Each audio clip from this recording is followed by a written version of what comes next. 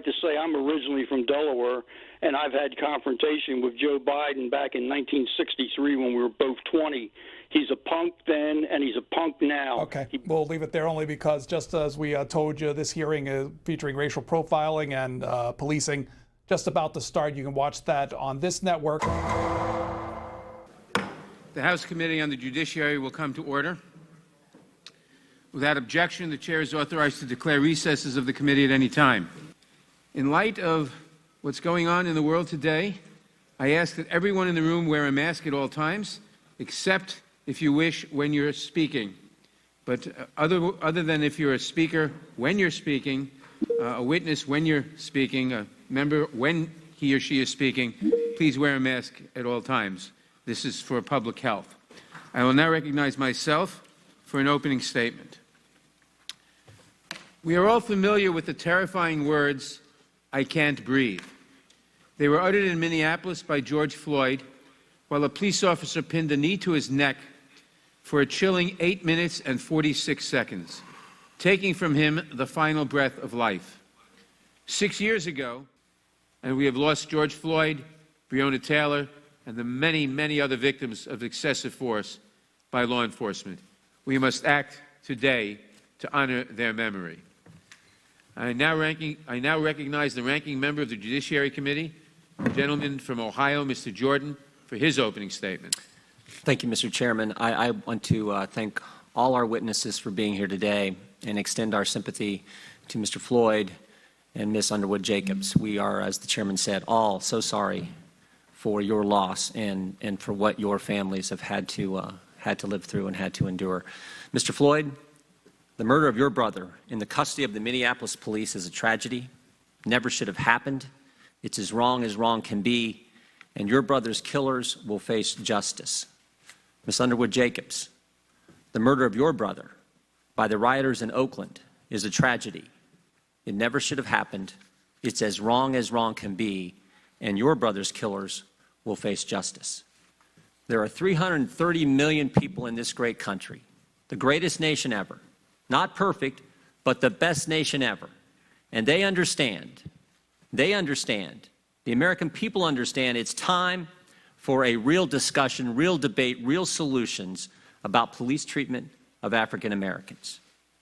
Americans also understand that peaceful protest, exercising their First Amendment liberties, honors George Floyd's memory, and it helps that discussion, that debate, and those solutions actually happen. The people of this great country, you know what else they understand? You know what else they get?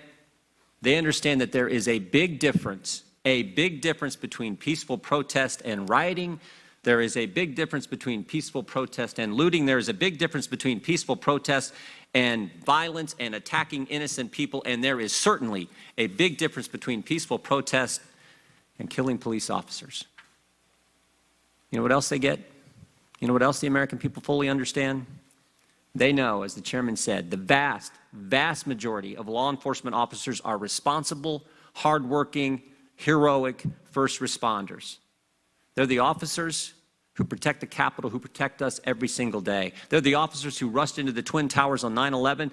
They're the officers in every one of our neighborhoods, in every one of our communities, every day, every night, every shift they work, who put their lives on the line to keep our communities safe. And guess what Americans also get? Guess what else they understand? They know it is pure insanity to defund the police. And the fact that my Democrat colleagues won't speak out against this crazy policy is just that, frightening. Think about what we've heard in the last few weeks. We've heard the mayors of our two largest cities. Mayor Garcetti said he wants to defund the police. The mayor of New York says he wants to defund the police. The city council in Minneapolis, a veto-proof majority, says they want to defund the police and abolish the department. This Congress started off with the Democrats, folks on the left saying we should abolish ICE, then moved to we should abolish the entire Department of Homeland Security, and now they're talking about abolishing the police. This is wrong, and the American people know it's wrong. We should honor the memory of George Floyd and work hard so that nothing like it ever happens again. And we should honor the memory of Dave Patrick Underwood and work hard so that nothing like that ever happens again. A week and a half ago, our mission was clearly stated. 11 days ago in Florida, the President of the United States clearly stated what our mission should be. President Trump said this: "I stand before you as a friend and ally to every American seeking justice and peace, and I stand before you in firm opposition to anyone exploiting tragedy to loot, rob, attack, and menace. Healing, not hatred, justice, not chaos, are the mission at hand." Well said, Mr. President. Healing, not hatred, justice, not chaos. That is our mission. The President is right, and I appreciate his leadership. This is the House Judiciary Committee, with its storied history of defending the Constitution and the rule of law. Let's adopt that mission. Healing, not hatred, justice, not chaos. Let's work together to make America the great place, to continue to make America the greatest nation ever. With that, I yield back, Mr. Chairman.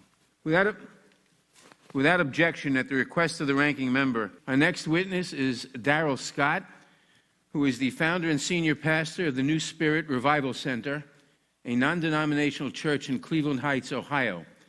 Pastor Scott is also the author of the book, Nothing to Lose: Unlikely Allies in the Struggle for a Better Black America.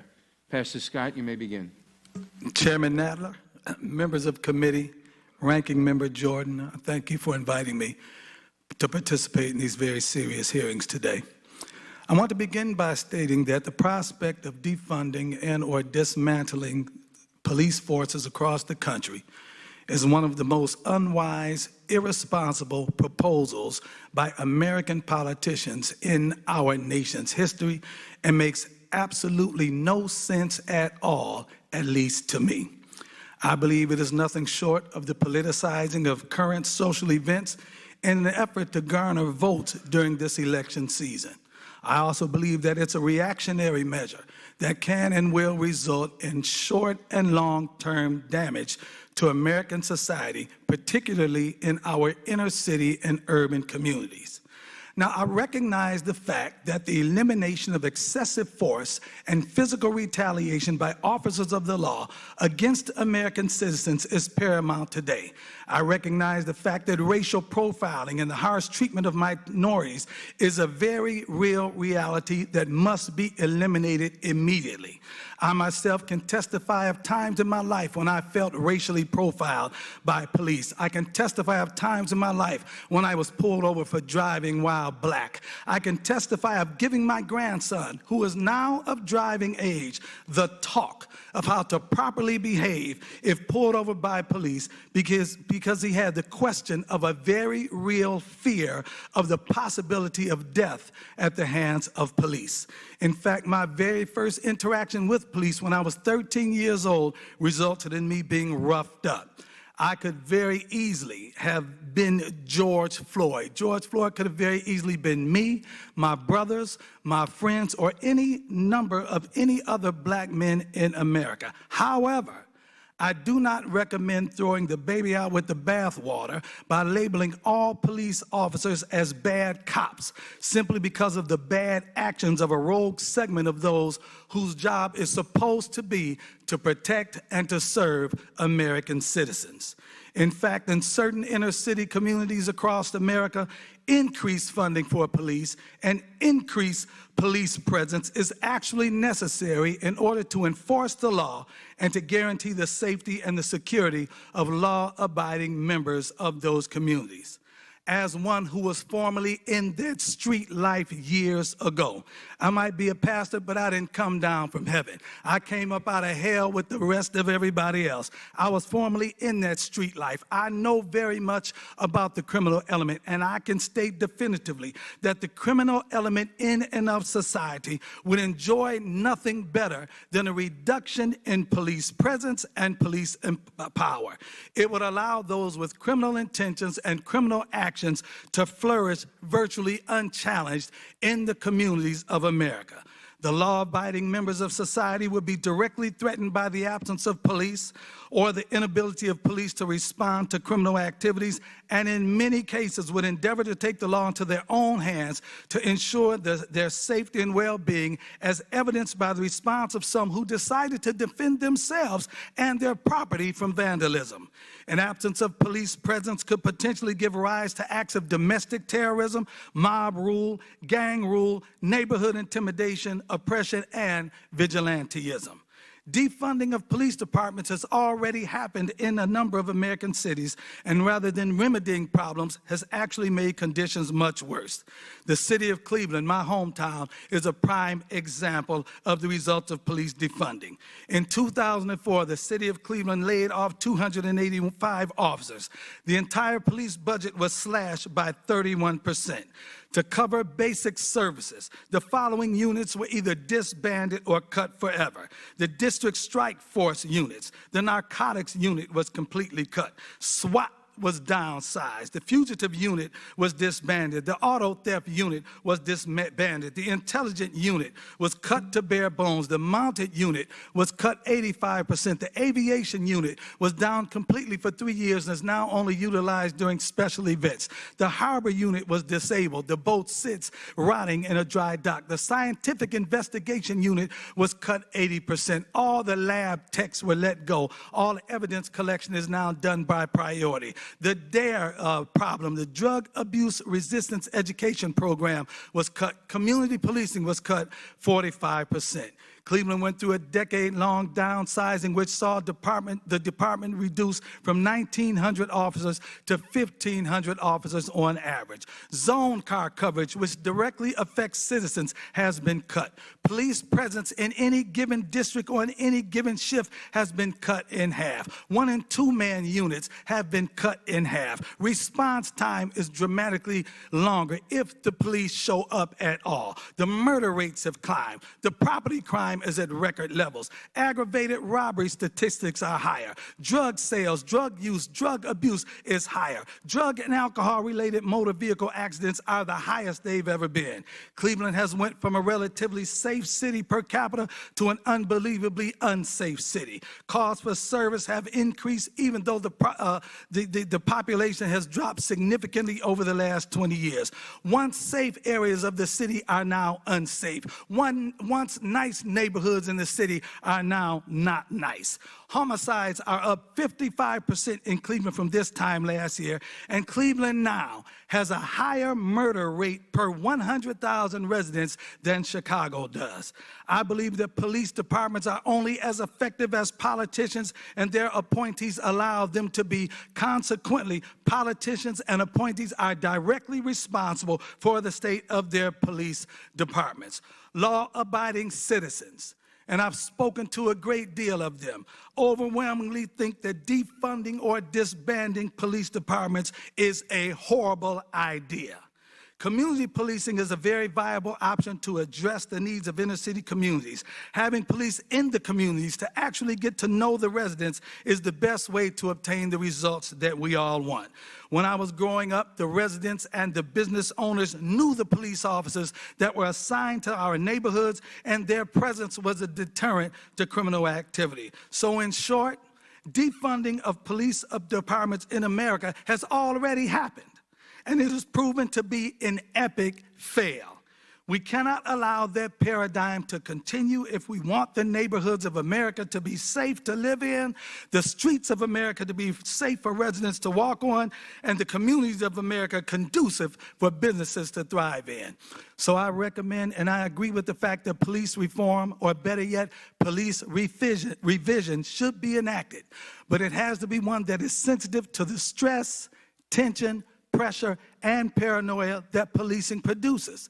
The fact that on any given day, any given call, any given stop can result in an officer's death can be very challenging mentally, while also being sensitive to the citizens of America who are supposed to be protected by the police and not be enemies of the police, whether in the suburbs or in the inner cities, whether we're black, white, red, yellow, or brown. I really believe that most police officers, most cops began their careers, most bad cops began their careers as good cops, but they allowed the rigors of their job to affect their perspectives and their social interaction with those they are supposed to protect, and they began perceiving those that they are supposed to protect as those they themselves need to be protected from. I'm in agreement. I endorse police reform, but it has to be sensitive to both sides of that issue. Thank you for allowing me. God bless you. Thank you. Before I call the next witness, I just remind witnesses to turn off their mics when you're not speaking. Turn them on when you're speaking, turn them off when you're not speaking, please. Our next witness is Daniel Bongino. Daniel Bongino has served with both the New York Police Department and the United States Secret Service. He's also a best-selling author and host of the Dan Bongino Show podcast. Mr. Bongino has an MBA from Penn State University and both an MA and BA from the City University of New York. Mr. Bongino, you may begin. Mr. Chairman, Ranking Member Jordan, I deeply appreciate the opportunity to speak on this critical issue. Ms. Underwood Brooks, Mr. Floyd, deeply sorry for your loss. I can only hope you take some solace in the justice that we all pray is to come. I mean that. That was a tough video to watch for all of us. Police Officer Dan O'Sullivan, he was a friend of mine. We went through the police academy together. Sadly, we lost touch when we graduated. So we were both assigned to separate precincts, different areas of the city of New York. Dan and I were briefly reunited in 1998, but it was no joyous occasion. I was reunited with Dan in a hospital in Queens, where he was hospitalized with devastating injuries after pulling over, off duty, to assist a driver in a critical emergency situation. He was hurt badly. Dan was the very essence of a public servant.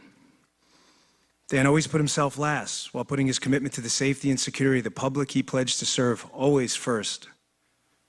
That was the Dan I knew. During my employment with both the NYPD and the United States Secret Service, I had the honor and profound privilege of working with agents and police officers who had committed themselves to a higher cause. Just like Dan, I met so many of these committed public servants that sadly I can't even recall all their names anymore. These are good men and women. Yes, as with any profession, there are officers, no question, who aren't suited for the job. Some will cause trouble, sometimes worse. We've seen that. But in my experience, this is rare and becoming rare. The special agents I work with and remain friends with to this day in the Secret Service joined members of the NYPD and New York City Fire Department on that tragic day of September 11, 2001. You know what they did? They sprinted into those burning buildings and personally escorted people out. As we all know, those buildings collapsed, taking many of those brave NYPD and FDNY souls with them. Those brave souls were running into the buildings. Everyone else was evacuating. These are the types of people I was honored and deeply privileged to work with. Public safety came first. Everything else came second. Sometimes even their own families. The defund the police movement will target these heroes. They are the police, these people. It's not some amorphous mass that will be affected. It's real heroes in real time, right now. Removing these heroes from your communities and my community will do nothing but ensure chaos and destruction. Police officers are the front lines, putting themselves between the evildoers among us and the honest, hardworking Americans, just yearning for some security and prosperity in a small slice of Americana. We can and should commit to police accountability, there's no question about that, but we can do it without shredding the thin wall between civilization and chaos. There are few jobs in the country as stressful as policing. I receive an email or a text a few times a year notifying me about the death or injury of a police officer I knew, worked with, or knew someone I worked with. Imagine if that was happening at your job. Think about that just for a minute. God forbid you found out a coworker of yours was killed or injured in the line of duty in the course of doing their job. You didn't just get the text, you got this text a couple times a year. That's policing. That's what they do. They risk their own lives for yours. I'll say in closing, I spoke at an event for police officers years ago, and a spouse of one of these heroes said this: She said, "The most wonderful sound in the world for the spouse of a police officer is the sound of Velcro at night." Maybe saying, why Velcro? Because it's how a police officer's body armor is secured to their bodies. And when that body armor comes off and that sound echoes in their ears, the families of these heroes know that they're finally home safely. I ask you, please, with the greatest of respect and humility, please stop this defund the police abomination before someone gets hurt. Thank you for your time.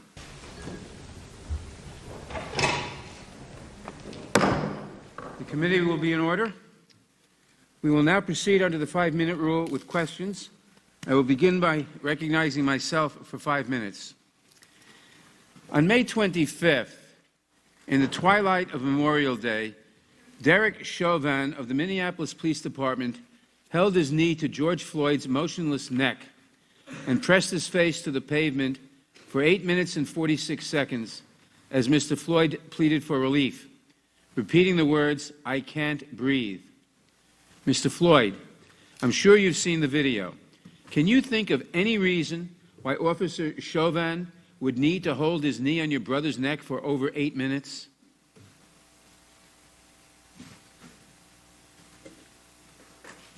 No, sir.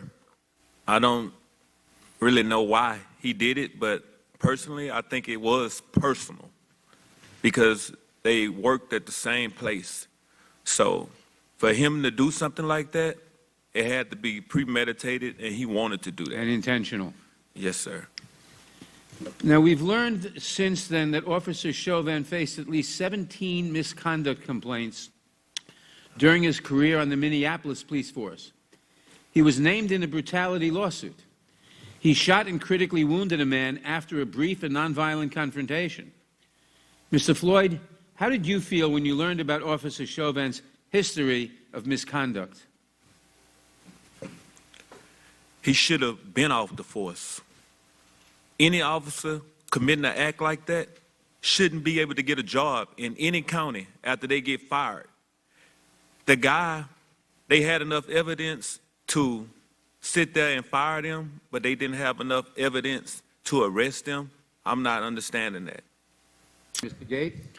Thank you, Mr. Chairman. Mr. Floyd, I don't know that the cameras picked it up or saw it, but when Angela talked about her brother dying, I saw a physical reaction from you. I saw you lean over in your chair. I thought I noticed your body even tremble with empathy and care for Angela and her brother, Pat, who passed away.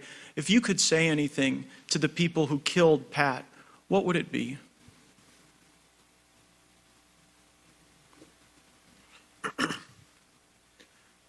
Life is precious. Everybody should be able to live and be able to walk this earth in a journey that they want to.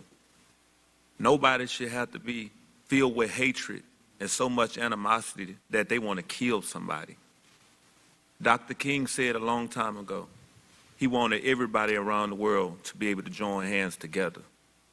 And I think right now, if he was here right now, he would understand that the world is united right now, and we all are coming together.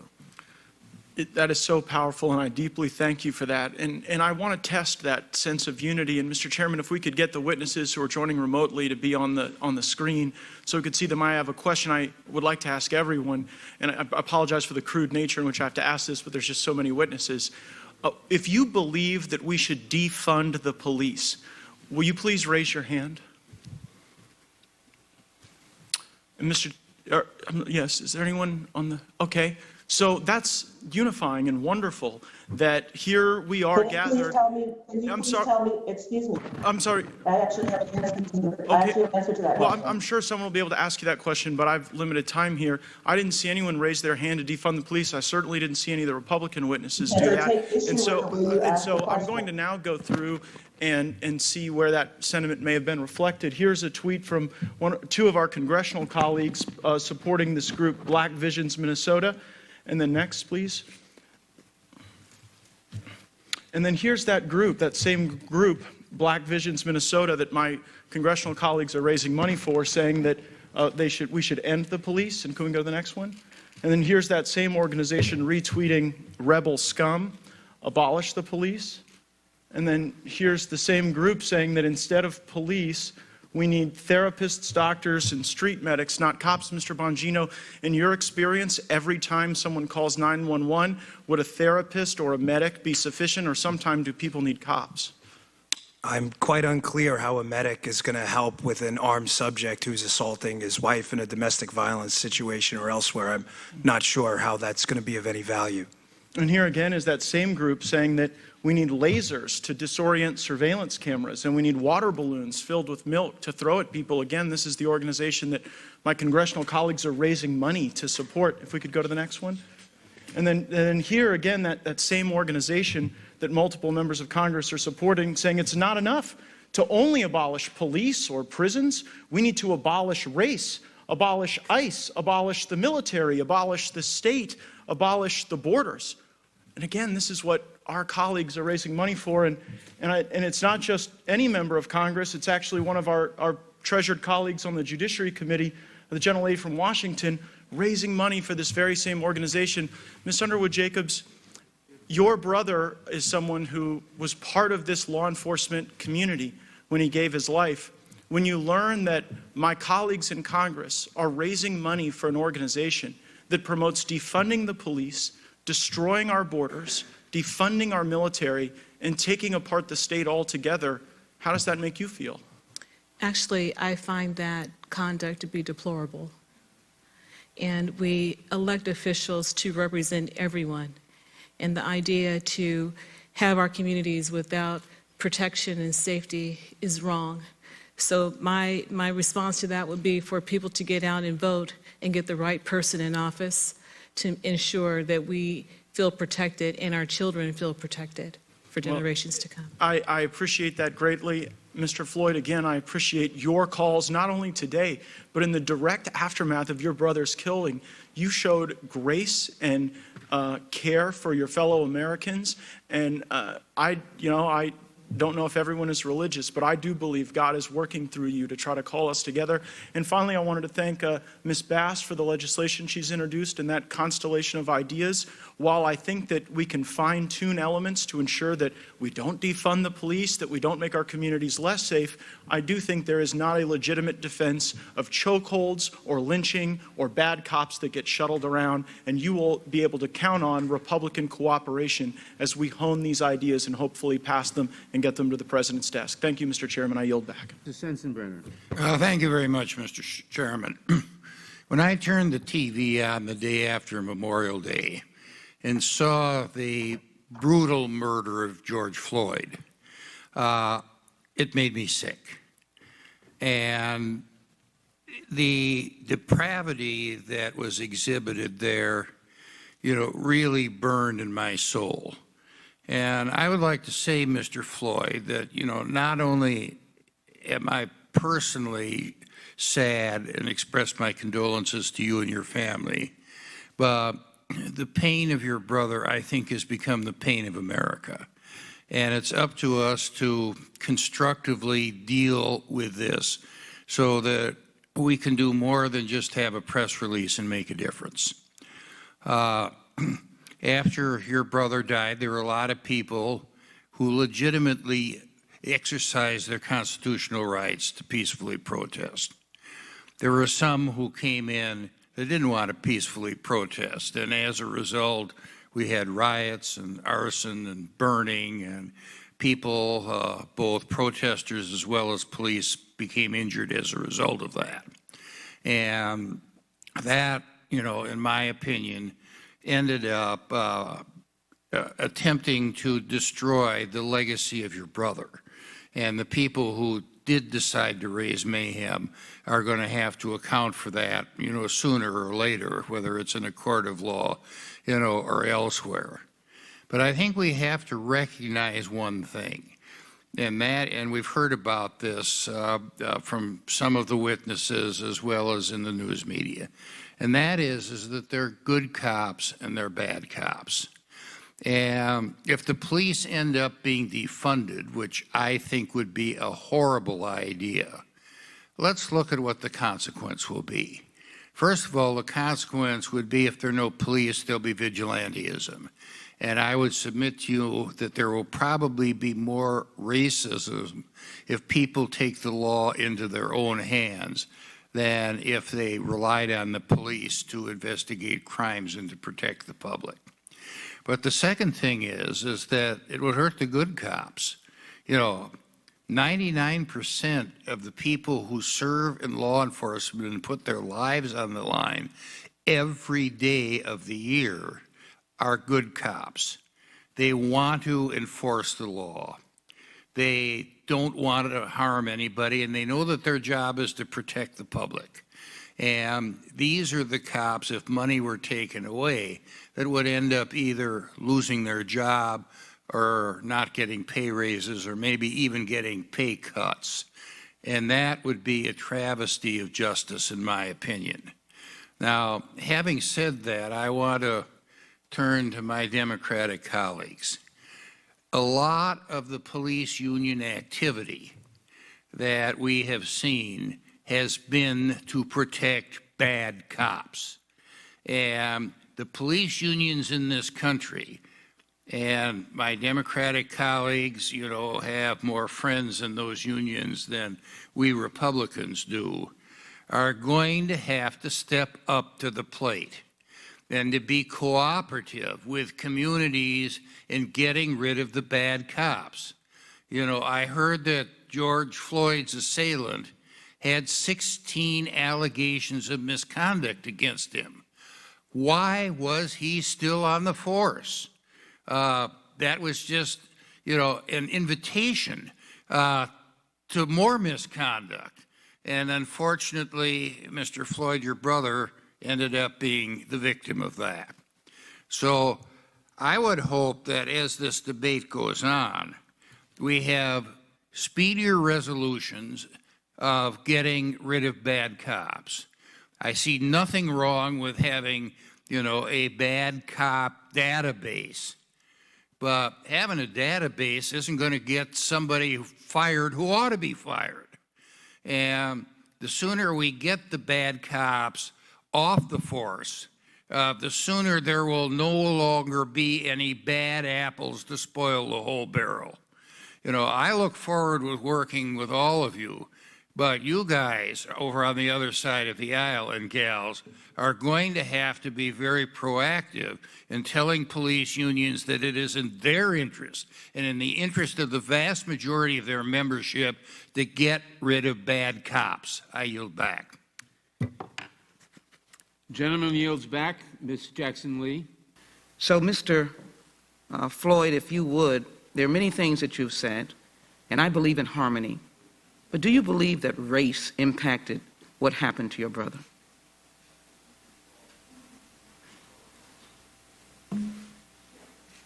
I believe, yes, ma'am, I believe that. Because George, wherever he goes, he impacts a place. He talks to a lot of people. He's just a gentle giant. So at that club, and Mr. Chauvin worked there, I know that he knew him. Everybody knew him. The mayor knew him. Killed my brother just because he didn't like him, and it has to be racist. It has to be something to do with racism. We must get rid of the stain of race, Professor Butler. I'm glad to be able to say that we know there are good police officers, but help us understand, Mr. Morial gave us a history of slavery and the stain of it. How much of that stain permeates into policing when they go into the African-American community and deal with African-American men? The mic. Well, far too often, Congresswoman, officers view themselves as warriors, and it's almost as though the communities they serve experience them as occupying forces. You know, there's been so much attention to the pandemic and how we're going to find a treatment. For this epidemic of police violence, we already have a treatment. President Obama's Commission on 21st Century Policing recommended common sense reforms, many of which are contained in the Justice Act of 2020. So we don't have to reinvent anything. We know exactly what to do now to make police departments more accountable and transparent. The question is, will your colleagues have the will to implement these common sense measures? Well, I believe we can Gentlelady's time change is expired. the policing, Mr. Chairman. Gentlelady's time is expired. And I look forward to Mr. changing Gomer? the bill's name to George Floyd Mr. Gomer. bill. Thank you so very much. Thank you, and appreciate all of you being here. No, it is very difficult, especially for those of you that have lost loved ones. You have our deepest sympathy, as do all of those families that have lost loved ones in the aftermath. This is a serious issue, and Mr. Floyd, it's a comfort to a lot of us, especially those of us who are Christians, to see the way in which you've carried yourself. You've asked for people to refrain from violence. We don't need it to lead to worse violence, but that was atrocious. It's just hard to watch the video and not feel great sympathy for your brother and great sympathy for you and your family. So it's nice when we get together and talk about potential solutions. Hopefully the majority will allow more input than the zero input we've had on the bill so far. But it also is important to look at different proposals. We've heard some say, on television, let's get rid of or defund the police, get rid of them. Some are saying, let's get rid of the qualified immunity that police have so they don't get sued by every single person they come in contact with. As a judge, I had judicial immunity, and the thing is, it's a qualified immunity, and it's not there if you're violating the law, and that's as it should be. But as we look at solutions, and it's been brought up by others, but the police unions have defended bad apples. And if you talk to police, if you know police, heard Dan Bongino talk about it, they know who the bad apples are. And most of them don't want to have anything to do with them. They don't want to be on patrol with them. They don't want to work with them. So how do we get rid of them? I personally have seen where you have a bad apple at the top, and some righteous whistleblower has retaliation against them, and the unions have come in and appropriately defended them. But when it comes to eliminating qualified immunity, I've seen what happened with teachers. I had a bill to eliminate or to create qualified immunity for teachers, educational immunity. And the teachers group never had got on board. I was told it was because they make so much money selling liability insurance to their members. And I'm afraid it might be a cash cow for the unions, but that's not what this needs to be about. Let me just ask you, Mr. Floyd, if somebody conspires to lynch somebody else, do you think a 10-year maximum sentence would be appropriate? No. Well, you're shaking your head. Thank you.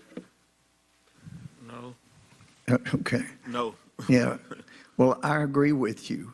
Bobby Rush, he's a fine man, a just wonderful heart, good-hearted man. He had a bill that would make a life sentence if you conspire to participate. And I said, Bobby, it should be a life sentence. Why is it now 10-year max? And he said, well, I had it at life maximum sentence, but I was told if it was going to pass the House, it had to be brought down to 10 years. Well, I think that's an insult. And I know the Emmett Till bill is part of this overall bill, but I would hope we would come together and say 10 years for conspiring to lynch is not an adequate maximum punishment. Maybe it needs to be lower in a given case, but let's have life in there as a penalty, and I would hope to see that. I know Chuck Colson once said, our hope in America will not arrive on Air Force One. And Pastor Scott, you know, I have eminent respect for you. Where is your hope for America? My hope for America is the Lord Jesus Christ. I believe that our country was founded on Christian principles, that we've invoked the name of God and the presence of God, and I believe the hand of God was upon this nation in its founding. Let me say this, when I saw the video of George Floyd... Remember, the time of the member has expired. Mr. Can he finish his answer? Mr. Cohen. I guess we'll have to have you do by video, and then you can just keep going. Your mic. Thank you. Mr. Crump, your experience with civil rights actions, and I know you've got a lot, would having a respondeat superior or relationship with the employer be effective in seeing that conduct that was improper was changed? Absolutely. And also, I think qualified immunity, as I've said earlier, allows for police to act with impunity. I think there's a reason we see black men mostly, but also black women being killed by police over and over again, and nobody ever being held accountable, and either criminal or civil. And this qualified immunity, almost as if we're condoning it, almost as if black lives don't matter. And that's why, hopefully with this moment, we can do something to change that. And you could cite numerous examples of just instances where many times these local prosecutors cannot bring themselves to bring charges even when the evidence is clear. So I think this is a reform whose time has come. I think it's a reform that it should not be difficult for people to agree to, and I think it would be a vast improvement over the status quo. Thank you, sir. I tried to do some research myself, and maybe y'all can help me. The most egregious civil rights cases I know of are ones where white officers killed black citizens unlawfully. Garner, Floyd, Nex, shootings, whatever. Other than St. Paul, Minnesota, I didn't see any instances where black officers were alleged to have done the same type of thing. Is it because we don't have statistics to know it, or is there something that says about a systemic racism? I will say this, just, you know, we had instances in New Orleans where black officers killed black citizens. I can't think of an instance where a black officer killed, one instance where a black officer killed a white citizen. Mr. Shabbat. Thank you, Mr. Chairman. Mr. Floyd and Ms. Jacobs, it took tremendous courage for both of you to come here today when you're still grieving the loss of your brothers. I hope we can honor their memory by enacting meaningful reforms that prevent future senseless acts of violence and begin a healing process that makes us a stronger, more unified nation. I also want to thank the other witnesses for appearing today and helping us to determine what changes ought to be made. We must enact reforms that ensure accountability for police misconduct, not defund or dismantle police departments. I represent the 1st Congressional District of Ohio, which includes most of the city of Cincinnati. Nearly 2 decades ago, in 2001, an African-American young man named Timothy Thomas was fatally shot by a police officer in the Over-the-Rhine neighborhood in Cincinnati. Following protests and civil unrest, unfortunately including rioting, police representatives, community leaders, and city and federal officials entered into something called the Collaborative Agreement with the goal of building a positive, constructive relationship between the Cincinnati Police Department and the neighborhoods that they serve. Reaching the agreement required everyone involved putting aside their political agendas and working together. What did the Collaborative Agreement do? Well, it addressed use of force situations, called for de-escalation training for the police, body cameras, and formed a citizen complaint authority, among other things. Once the framework of the agreement was in place, then Senator Mike DeWine, who's now our governor, then Congressman Rob Portman, who's now in the Senate, and I worked closely together to help secure the federal funding needed to implement its provisions. The results haven't been perfect, but we've seen a dramatic improvement in Cincinnati police-community relations. Trust and goodwill have been restored. Arrests and serious crimes have decreased in Cincinnati. Excessive use of force by police officers has also decreased, as has violence against police officers. Perhaps most importantly, when problems do arise, they're handled in a predominantly civil, respectful manner due to years of cooperation and direct, honest communication between the police and our communities. Given the success we've had in Cincinnati, perhaps the collaborative agreement could be the starting point for other cities across the country who need to repair police-community relations. The process required to craft such an agreement can lead to better communication, understanding, and if undertaken seriously, greater respect between all parties involved. Mr. Bongino, I'll start with you if I can. Is this the direction that you think perhaps American cities ought to move towards if they want to improve police-community relations? I think it's a terrific idea. I can tell you the sheriff in Martin County, where I live and reside now, has made a concerted effort to do outreach before there's a problem. Now, having said that, those collaborations can and do work. The problem I see during my experience as a police officer, or saw, as I should say, back in the late 90s, is you can develop all the relationships you want. They can be very productive and friendly, but if they become omnidirectional, one way, not omnidirectional, but one way instead of bidirectional, you're not going to get anywhere. What I mean by that is if people are afraid to go to those contacts in the police department that they've made and established relationships with, because the local drug dealer basically has them under constant threat and effectively house arrest, you're going to get nothing out of that. Again, let me just be crystal clear. It's a terrific idea. There is nothing but positive externalities to be generated from that. But if you can't establish a framework of safety and security, it's not going to be a bidirectional relationship, and it'll be useless. Citizens have to be able to come forward to the contacts they made knowing they're not going to be attacked or criminalized later on or retaliated against. That security comes first. Thank you very much. And let me just conclude with this. We need to find a better way to interact as a society, to work with each other and have the police and the communities that they work with actually work together and talk. We need to put aside our differences and listen to each other and focus on those things that unite us rather than divide us. And finally, we owe it to our children and our grandchildren, to the future of this nation, to dedicate ourselves to the principle that all men and all women are created equal. And again, I want to particularly thank Ms. Underwood Jacobs and Mr. Floyd for being here today, and really all the witnesses. Hopefully, we can have both parties working together to actually accomplish something here and not just point fingers and blame the other side. So let's hope we can do that. And you've helped to bring that together today. So thank you very much. I yield back. Mr. Johnson. Thank you, Mr. Chairman, for holding this incredibly important hearing. Use your mic. Thank you for holding this hearing, and I thank the witnesses for being here to help us forge a new path forward, a path to a place where black men and women cannot be murdered in the streets with impunity by those sworn to protect them. The gentleman's time has expired. Mr. Collins. Thank you, Mr. Chairman. And coming together today, I'm reminded of something this committee has done before, and it goes back to Old Testament scriptures. Come now, let us reason together. And what the scripture's telling us is that we've been confronted with the problem, and the question is for us is how do we deal with it?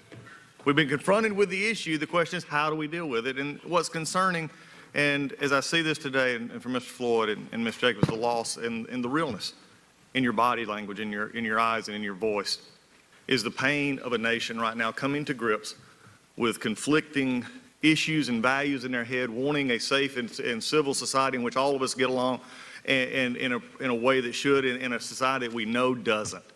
When you see your loved one murdered, when you find out your loved one murdered, in a time in which we're just all struggling. But it is not surprising to this committee. But it's unfortunate for this committee because in the previous Congress, we actually had a police working group in which we went to Houston. Chief Acevedo was there. We worked and we had a good couple of days of meetings. We went to Detroit. We went to Atlanta. We also had meetings here. And we were beginning these conversations, but we didn't continue. When this new Congress set in, we didn't do anything. And now we're here again, faced with a crisis of the moment. And Congress, unfortunately, lives by this seeming decree. Put it off until we have to have a hearing like this and we mourn the loss of the things most precious to us. My question is really, what can we do? And Ms. Jacobs, you said something earlier. It's talking about communities and jobs. It's about putting our communities together, the policing issue, and someone who is a son of a law enforcement officer. My father was a state trooper. I sympathize with this. I watched it. And one of the most grievous days in my father's ever memory is I remember when one of his own did something horribly wrong and they took him to prison. And it said, and the reason is he come home and I remember him being down and he looked at me and he said, the problem is, he said, everybody thinks I did it.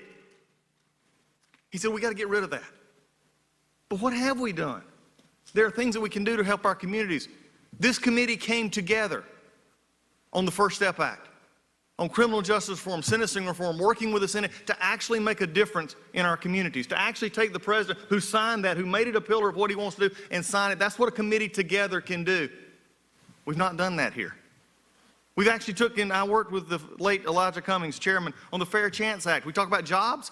Then the Fair Chance Act was giving those with the criminal records a fair shot at applying for jobs because we unchecked the box. Well, they wouldn't have to go through a screening beforehand. Let's see if they can actually set on their own and try a new chance in life. It's about making our communities whole again. And yet there are things in this bill that we can all agree on, but there's things in this bill that I wish we would take a little more time with. That we would just sit back and say, what is this going to happen? We've had task force set up with the Justice Action Network, COVID-19 Emergency Justice Task Force that looked at how we deal with our prison populations. A solicitor from my hometown, Stephanie Woodard, was a part of that. Others have been a part. This is a time for conversations to find good answers without unintended consequences. Ms. Bongino, I have a question for you, and it's been sort of intimated. Are there things about this that concern you? Not that they're not ideas that need to be discussed, but when you look at some of the issues around qualified immunity, some of the micromanagement in this bill, what concerns you when you see this from a law enforcement perspective? Well, as the great Thomas Sowell says often, it's not what you do, it's asking and then what.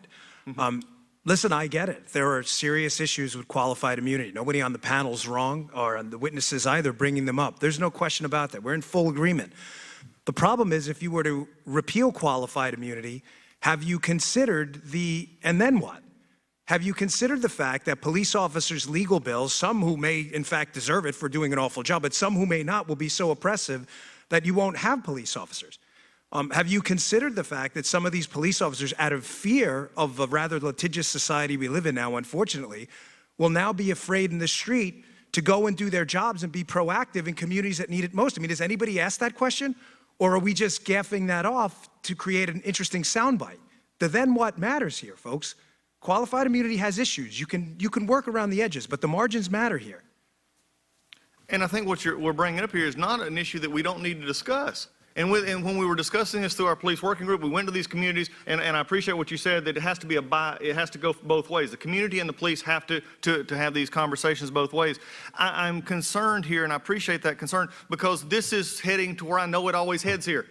This is the hearing. Next week we mark up a bill. Next week it goes to the floor. Then we hope the Senate does something, and then we sort of go back and forth and hope that it gets right. My hope is that, Mr. Chairman, we get this right.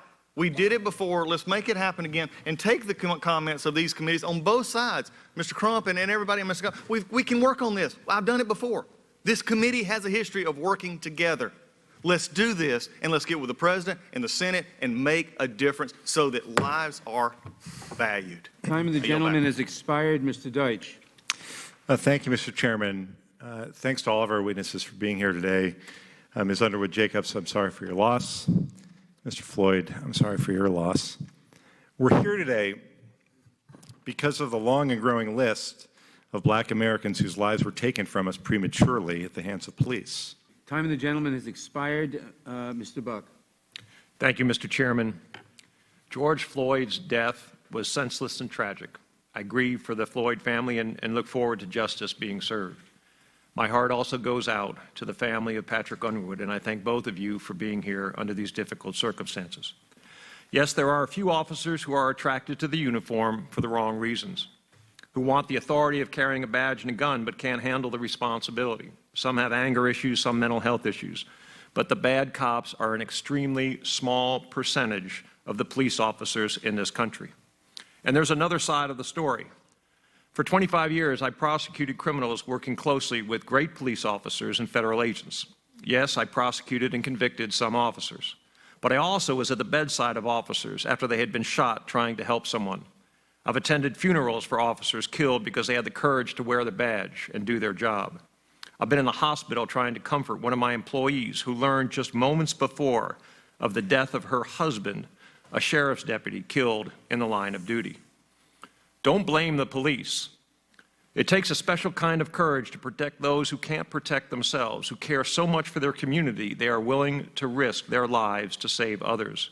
When there is gunfire, violence, conflict, a few brave men and women wearing blue uniforms run toward the danger while others run away. Don't blame the police because they didn't create the policies that cause crime.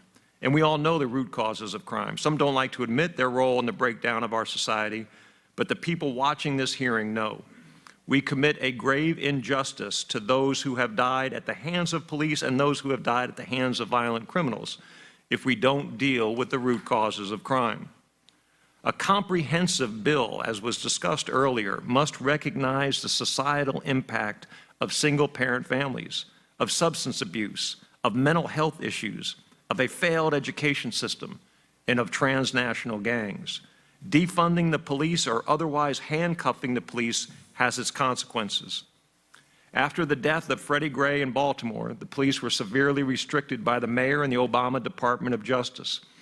In May 2015 alone, the month after 6 officers were charged for crimes a jury found that they did not commit, Baltimore saw 43 homicides, the city's deadliest month in 40 years. A New York Times investigation found that Baltimore ended 2015 with 342 homicides, a 62% increase from 2014. Let me repeat that. After Baltimore police were prevented from doing their jobs, the city suffered a 62% increase in homicides. There are also indirect consequences to restricting police enforcement. In 2017, Baltimore had 692 opioid deaths to go along with the 342 homicides. Chicago recently saw its most violent day in 6 decades. 18 people were killed on May 31st. While police were responding to riots downtown, residents of Chicago saw firsthand what happens when police are absent from the neighborhoods. To achieve justice for all, we should support investing in police protection in our most vulnerable neighborhoods, and we need to change the policies destroying our cities. Let's agree to empower good police officers to continue to protect and serve. Everyone deserves to be safe and secure in their home, on their way to work, walking to school, or throwing a ball in the park. Don't blame the police for our breakdown in society. They are doing their best to clean up the mess caused by politicians. Mr. Bongino, your thoughts about the causes of crime and the role of our police in this country. I read an interesting op-ed about 4 or 5 years ago, and in the opinion piece, they compared and contrasted 2 different areas of the country. One that voted largely for Mitt Romney in the election versus Barack Obama. One that voted largely for Barack Obama. It was an inner city in one case and an Appalachian region in the other case. Both considered failed by many measures: high crime, poor economy, poor healthcare outcomes. And what's interesting is it wasn't the voting patterns. It was the deeper patterns you're talking about there. Broken families, drug use, lax law enforcement.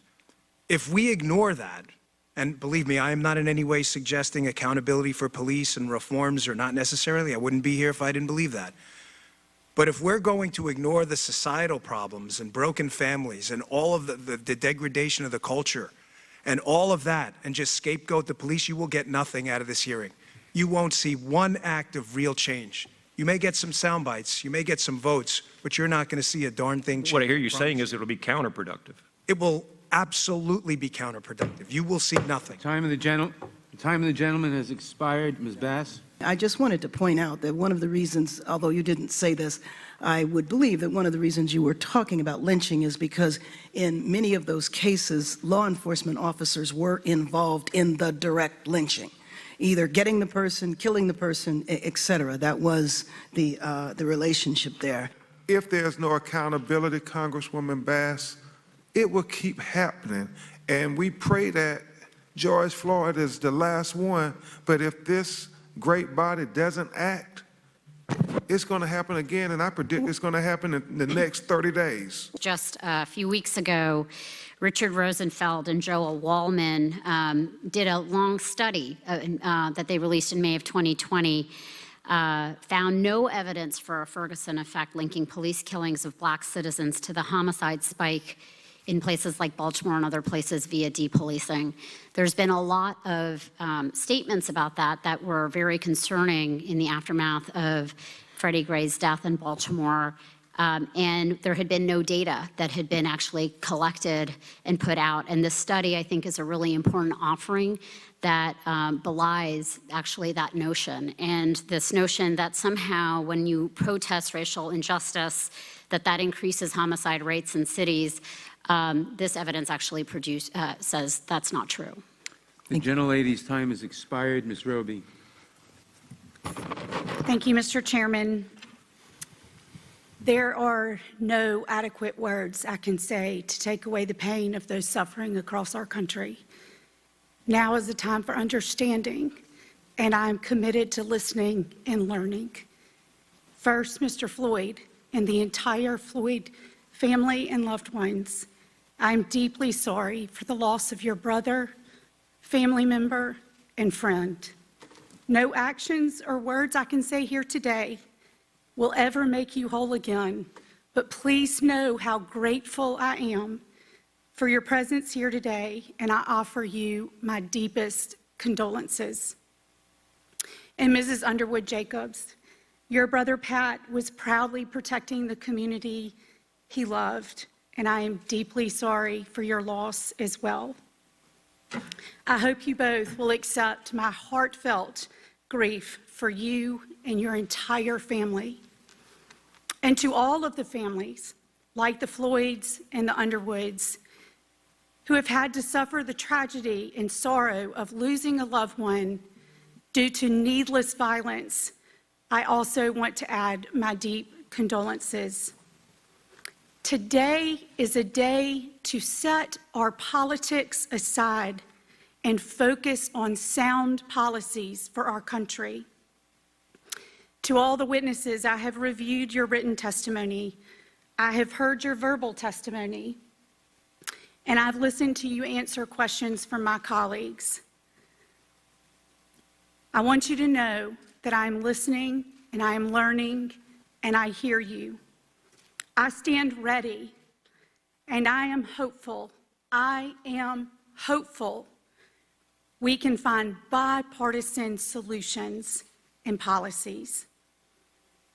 Mr. Floyd and Mrs. Underwood Jacobs, I would like to give each of you the remainder of my time to address the committee.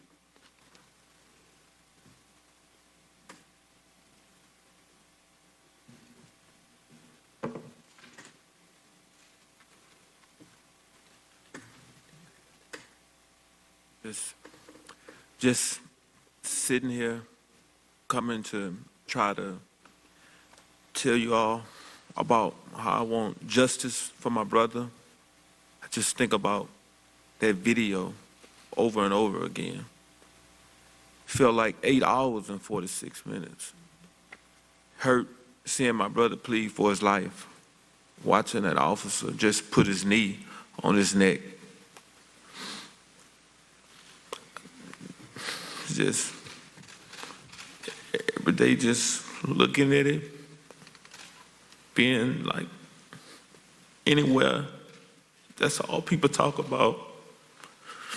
The rest of my life, that's all I ever see. Somebody looking at the video. Kids had to watch the video. His kids had to watch the video. It just hurt. It's a lot of people with a lot of pain. My family, they just cry every day and just ask why. Why? He pleaded for his life. He said he couldn't breathe. Nobody cared. Nobody. People pleaded for him. They still didn't care. Justice has to be served. Those officers, they have to be convicted. Anybody with a heart, they know that's wrong. You don't do that to a human being. You don't even do that to an animal. His life mattered. All our lives matter. Black lives matter.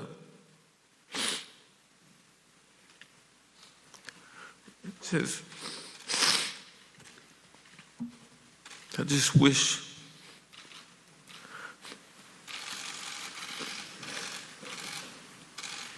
I can get them back. Those officers, they get to live.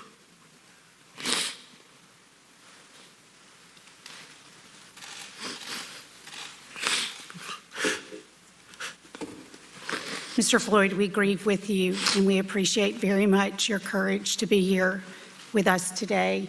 My time has expired, but may Mrs. Underwood Jacobs address the committee as well? By all means. Thank you, Mr. Floyd. Thank you very much, Mr. Chairman and Congresswoman Roby.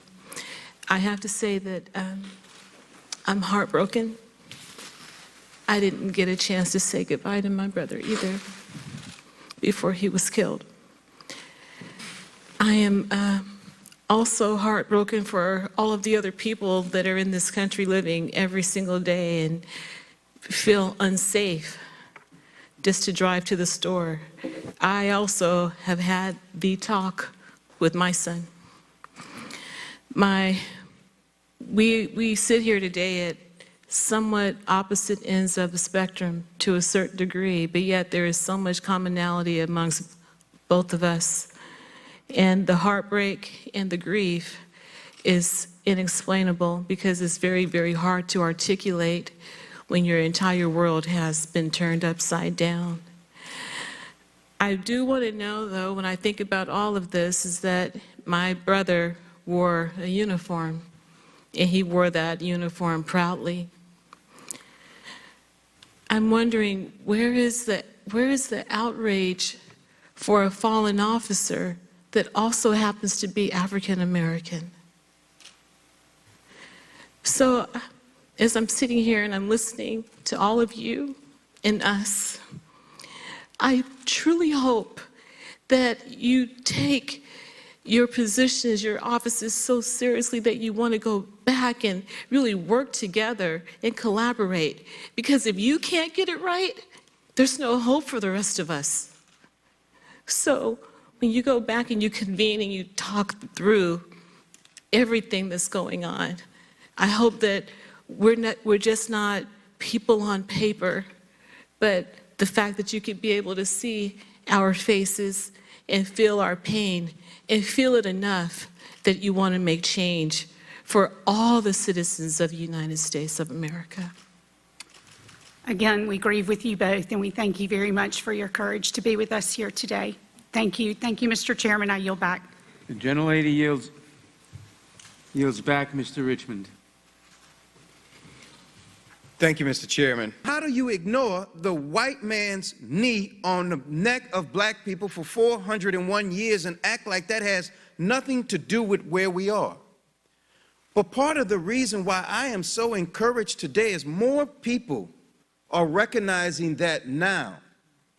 And the systematic racism and oppression that has existed, that we're now coming together to fight and establish a solution. On the other side of this Capitol, there are two office buildings named for United States senators, both of whom have a legacy of what we're talking about today. One is Richard B. Russell, a man who led the filibuster against the anti-lynching law for decades. The other, Everett McKinley Dirksen, a Republican from Illinois, who provided the courage to help President Johnson pass the Civil Rights Act of 1964. That's the moment we're in. The gentleman yields back. Mr. Johnson. Thank you, Mr. Chairman. I'm struck today by a lot of the testimony and that we're hearing some of the same recurring themes. And it is a moral moment, Ms. Morial, my friend from Louisiana, as you said. One of the recurring themes that we've heard many times this morning from members and witnesses is about the need to rebuild relationships. You know, one of the founders, I think, I can't remember who it was, said there are thousands hacking at the branches of evil to one who's striking at the root. And one of those root problems in this moral moment we face is that we don't know each other anymore. You know, that's kind of how society and culture have evolved. And we all agree on the objective, I think, obviously, by the comments this morning of rebuilding relationships. But I think we need to drill down a little bit. Public policy is one thing, but this is a hard issue, as we all agree. And to determine what the best, most effective methods are to achieve that objective that we all agree on. So I just wanted to ask a couple of our witnesses, beginning with Mr. Crump. I appreciate what you said this morning. We had a little sidebar over here, and I like the heart that you bring to this issue. And I wanted to ask your opinion on that, because you mentioned that in your remarks about the need to build relationships. And so from your experiences and everything you've been doing, what do you think are some ways we can do that between members of our communities and law enforcement officials? Certainly. Thank you, Representative Johnson. I do think we have to work together. At the crux of the matter, it's a lack of trust, I believe, between communities of color and law enforcement, because we have to have transparency, which we haven't had in the police killings of black people. As one of the witnesses said, you go to a secret grand jury proceeding like Eric Gardner or any other cases, Michael Brown, Tamir Rice, and they come back after the secret grand jury and say, no indictment, we didn't find evidence, even though we all saw it with our eyes. And so you have to have transparency, and then you have to have accountability, and that's how you get to trust. I think you said something that I agree with. It's about transparency, it's about training, and then termination. And we gotta terminate police. We don't do it. I mean, we just don't do it. We don't send them to jail. We don't even fire them when they kill black people. And so, as Philonise said, we gotta care. As Representative Richmond said, do we care? Because our actions don't construe that. And so first we gotta just get to the core. It's transparency, accountability, and then maybe we can get to trust, because we do see it from the other side that black people, the prison industrial complex, school to prison pipeline, you see it all the time. You going to jail, but then when we're the victim, you don't see convictions like Eric Gardner or any of these other cases. I appreciate those comments. And I think that it goes even more fundamental than that, in that it's the relationships even in the communities. Before you can get to building trust, you know, with law enforcement, it's with our neighbors too, right? I was on the phone last night with the local director of our YMCA, and he had this idea to host, to use the YMCA facilities in my community as a neutral forum where he would have these events, an activities night, Saturday night or maybe Sunday nights, and he'd invite one black church and one white church, right? Just put everybody together in the same facility and let them get to know each other and have fun together. And just simple things like that I think we ought to foster and try to encourage. And it doesn't have anything to do with the law, really, or public policy. It's about being good Americans and good neighbors, and I hope we can get back to that. And maybe this is a flashpoint to do it. If Mr. Davis is still with us, I know he was with us remotely. I'm really interested in his experience at DOJ and the community-oriented policing services, and I know that's a big function of this as well. I wonder if he could speak to that issue, if he's still with us on the idea of building those relationships and community policing as an important function of that. Yes, Congressman, I am still here, and thank you very much for the question. And I would say with the COPS office, it has a great opportunity to actually do that, to facilitate community policing, and that's really his charge. It's his charge to be able to identify the best practices of community policing, how to engage through our grant program, to incentivize best practices through our grant programs, our hiring process. We are hiring in the spirit of service. And so I think it does help out a lot. If I can say one thing, Congressman, the key to that is there are over 16,000 individual police agencies in the country. Most of them are 25 officers or fewer. So without the help of the COPS office or the federal government, it is hard to infuse those types of training and information and best practices.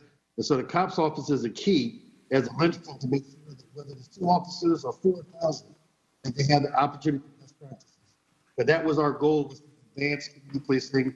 That still probably should be the goal today. I do say we have stepped away from that from a lot of the programs that we were offering at one time. Thank you. I'm out of time. I yield back. Gentleman yields back. Mr. Jeffries. Thank you, Mr. Chair. The chokehold and other police tactics, such as a knee to the neck, are inherently dangerous. Mr. Bongino, Patrick Crucius was white, is that correct? Sir, I have no idea of I don't know his parentage. He was white. Again, I don't know why you're making a racial thing. Reclaiming my time. Yeah. Because Black lives matter, sir. Yeah, all lives matter, sir. Every single life matters. White, black. Gentleman yields back. Mr. McClintock. Thank you, Mr. Chairman. We're here because we've recently suffered multiple failures of law enforcement, beginning with the killing of George Floyd. He died because a rogue cop with multiple complaints for misconduct was allowed to remain on a police force, as did one of his accomplices. This has become an intolerable pattern in big city police forces, and we need to ask how politically powerful police unions and the politicians they maintain in office protect the bullies in the system that inevitably lead to atrocities like this. The other failure was the decision to withhold police protection from their citizens by mayors and their appointed police chiefs. That failure killed Pat Underwood, killed David Dorn, and so many other innocent victims in the ensuing riots. Withdrawing police protection from our streets, abandoning police stations to rioters, turning a blind eye to looting, arson, and mayhem, all have an incendiary effect on insurrections. Without law enforcement, there is no law. And without law, there is no civilization. An accounting of the deaths and destruction caused by these acts of dereliction have yet to be tallied, but it's going to be staggering. Now, we meet today to chart a course forward, and I think we can look to no better guide than Sir Robert Peel, the father of modern policing, who set forth principles of law enforcement for a free society nearly 2 centuries ago. And when you read them, you realize how far we have drifted from these moorings. Central to our discussion is his 7th principle, quote, to maintain at all times a relationship with the public that gives reality to the historic tradition that the police are the public and that the public are the police. The police being only members of the public who are paid to give full-time attention to duties which are incumbent on every citizen in the interests of community welfare and existence, end of quote. So how do we get back to these principles? I think there are many proposals that have been raised in the House that merit support. And first is the doctrine of qualified immunity. As it's currently applied, it has no place in a nation ruled by laws. For every right, there must be a remedy. And qualified immunity prevents a remedy for those whose rights have been violated by officials holding a public trust. And this reform should apply as much to a rogue cop who targets people because of their race as it does to IRS or Justice Department officials who target people on the basis of their politics. Reforming qualified immunity simply holds public officials to the same standards as any other citizen exercising the same powers. Second, police records must be open to the public. It is a well-established principle that public servants work for the public, and the public has a right to know what they're doing with the authority the public has loaned them. And police departments should be able to dismiss bad officers without interference from the unions. By preventing the public from access to these records and preventing departments from acting on them, we destroy the very foundation of successful policing in a free society, public trust and accountability. Third, turning police departments into paramilitary organizations is antithetical to the 6th principle laid down by Peel, quote, to use only the minimum degree of physical force which is necessary on any particular occasion for achieving a police objective. Weapons that are unique to a battlefield need to be limited to a battlefield. Fourth, No-knock warrants have been proven to be lethal to citizens and to police officials for obvious reasons. The invasion of a person's home is one of the most terrifying powers the government possesses. Every person in a free society has the right to take arms against an intruder in their homes. And that means that the authority of the police must be announced before that intrusion takes place. To do otherwise places every one of us in mortal peril. So I think these 4 reforms are legitimate powers for the federal government to uphold the constitutional rights of its citizens.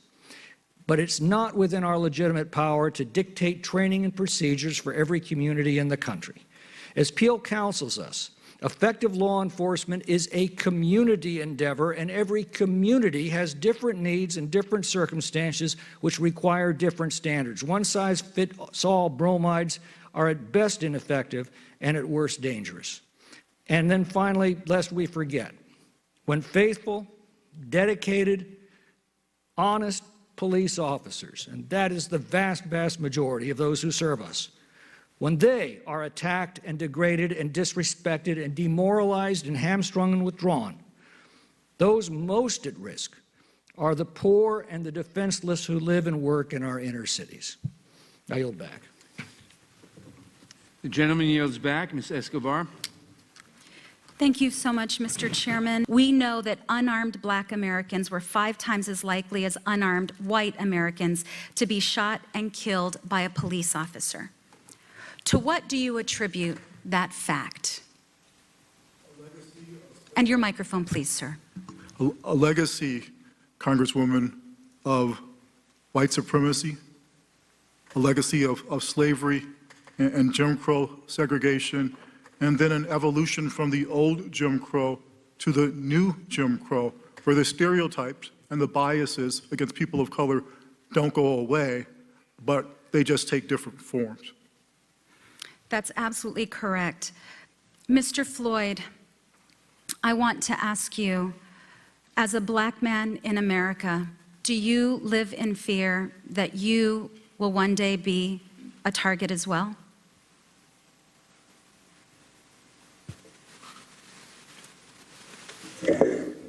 Yes, ma'am. Every day I walk around, I ask myself, am I next? Am I next all the time? Because I don't want to do anything wrong to make anybody think that I'm doing wrong. So just try to live life and just have faith and hope everything comes out the right way. But basically, that's it. Just a Black man just trying to go to work every day and go back home safely. That's it. Thank you. Thank you, Mr. Floyd. Thank you, Mr. Chairman. I yield back. The gentlelady yields back. Ms. Lesko. Thank you, Mr. Chairman. Before I start, I'd like to just point out something. When we started, Mr. Floyd spoke first, and it was very passionate. I was very moved. But then for some reason, you didn't have Mrs. Underwood Jacobs speak about the loss of her brother, and it really surprised me, quite frankly, and I thought it was very disrespectful. I don't know if that's what you meant, but I wanted to say that. I want to thank all of you for coming here, and I'm very sorry for your loss, Mr. Floyd, and for your loss, Ms. Underwood Jacobs. You know, I have 2 Black grandsons, and so, you know, I haven't experienced the discrimination that some of you have experienced, that you have told us about, but I sure don't want them to be discriminated against. So this is very important to me. But there's another thing going on here that I just want to read some tweets. This is very disturbing to me. First of all, in early June, Brian Fallon, the executive director of Demand Justice and the former press secretary to Hillary Clinton's presidential campaign and spokesman for Attorney General Eric Holder, tweeted, "Defund the police." On June 5th, Representative Ilhan Omar, who represents Minneapolis in Congress, tweeted, "The Minneapolis Police Department has proven themselves beyond reform. It's time to disband them and reimagine public safety in Minneapolis." Minneapolis City Council member Jeremiah Ellison, son of Minnesota Attorney General Keith Ellison, tweeted, "We are going to dismantle the Minneapolis Police Department." Lisa Bender, the president of the Minneapolis City Council, tweeted, "We are going to dismantle the Minneapolis Police Department." I read that Patrice Cullors, a co-founder of the Black Lives Matter movement, wants to see police forces abolished entirely, eventually. And Steve Fletcher, Minnesota City Council member, also stated that he and City Council President and the chair of the Public Safety are calling to disband our police department. Mr. Borgino, I am a survivor of domestic violence from a previous marriage. And I remember when my neighbors called the police. And I don't know why, but I disputed. When the police came to the door, I said, "Oh, I'm fine. Nothing happened. Everything's good here." If we disband, dismantle, defund, reduce funding in the police, what's going to happen to the woman that calls out who's a victim of domestic violence? What's going to happen to response time? What's going to happen in that situation, do you think? Well, I became a police officer. I wanted to be a doctor precisely because in a situation, without rendering any further embarrassment to people in my family, a police officer showed up and dissuaded a member of my family from doing something he shouldn't have been doing. And this person wasn't scared of anything. He was only scared of the police. And I don't mean that in a negative way. I mean, he didn't want to go to jail. It's the only thing, I was about 9 or 10, it's the only thing that brought peace to me that night. I knew I wanted to be a cop the moment after that. You know, this defund the police abomination will lead to a catastrophe like you've never seen. I can't emphasize that in strong enough terms. I worked in a largely minority precinct, East New York, Brooklyn, the 7-5 precinct. It's a tough place to work. I was young, I was in my 20s. The only time I was ever physically attacked by someone was in a domestic violence situation. I have nothing but the utmost respect for social workers, medics, EMTs, and firemen. I mean that.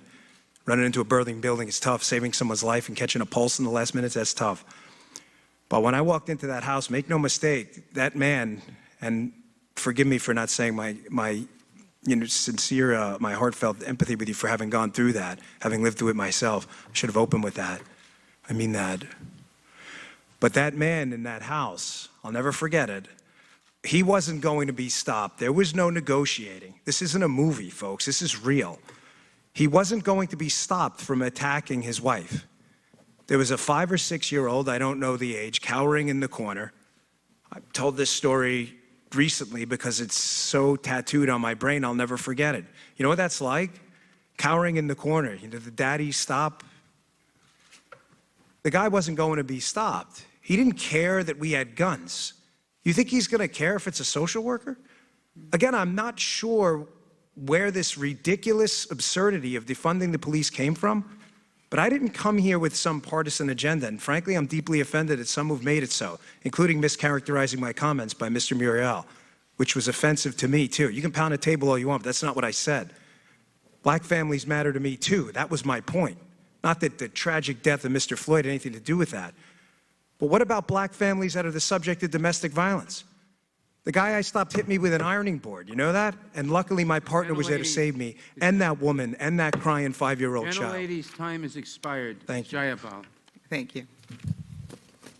Thank you, Mr. Chairman. Mr. Floyd, please accept my deepest condolences for your brother's death. It is one too many deaths that result from centuries-old pervasive violence and anti-blackness at the hands of the police. Has my time expired, Mr. Chairman? I can't see the timer. The time has expired. The time has expired. Thank you, Mr. Chairman. Thank you, Mr. Chairman. I yield back. The gentlelady yields back. Mr. Jordan. Thank you, Mr. Chairman. A lot of important things have been said here today, but maybe the most important and frankly the most succinct was a statement that Mr. Floyd made earlier at the prompting of very first round of questioning from Mr. Gates when he asked Mr. Floyd to respond to something Ms. Underwood Jacobs had said during her testimony. And he said, "Life is precious. Life is precious. George Floyd's life was precious. Pat Underwood's life is precious. Life is precious. Our country, the greatest country ever, started on that premise. The document that launched this experiment in liberty we call America says this: we are all endowed by our Creator with certain inalienable rights. Among these are what? Life, liberty, and the pursuit of happiness. I think it's interesting to think of the order the founders placed the rights they chose to mention. Can you pursue your goals and dreams and happiness if you first don't have liberty, if you first don't have freedom? And do you ever have liberty and freedom if government won't protect your most basic right, your right to life?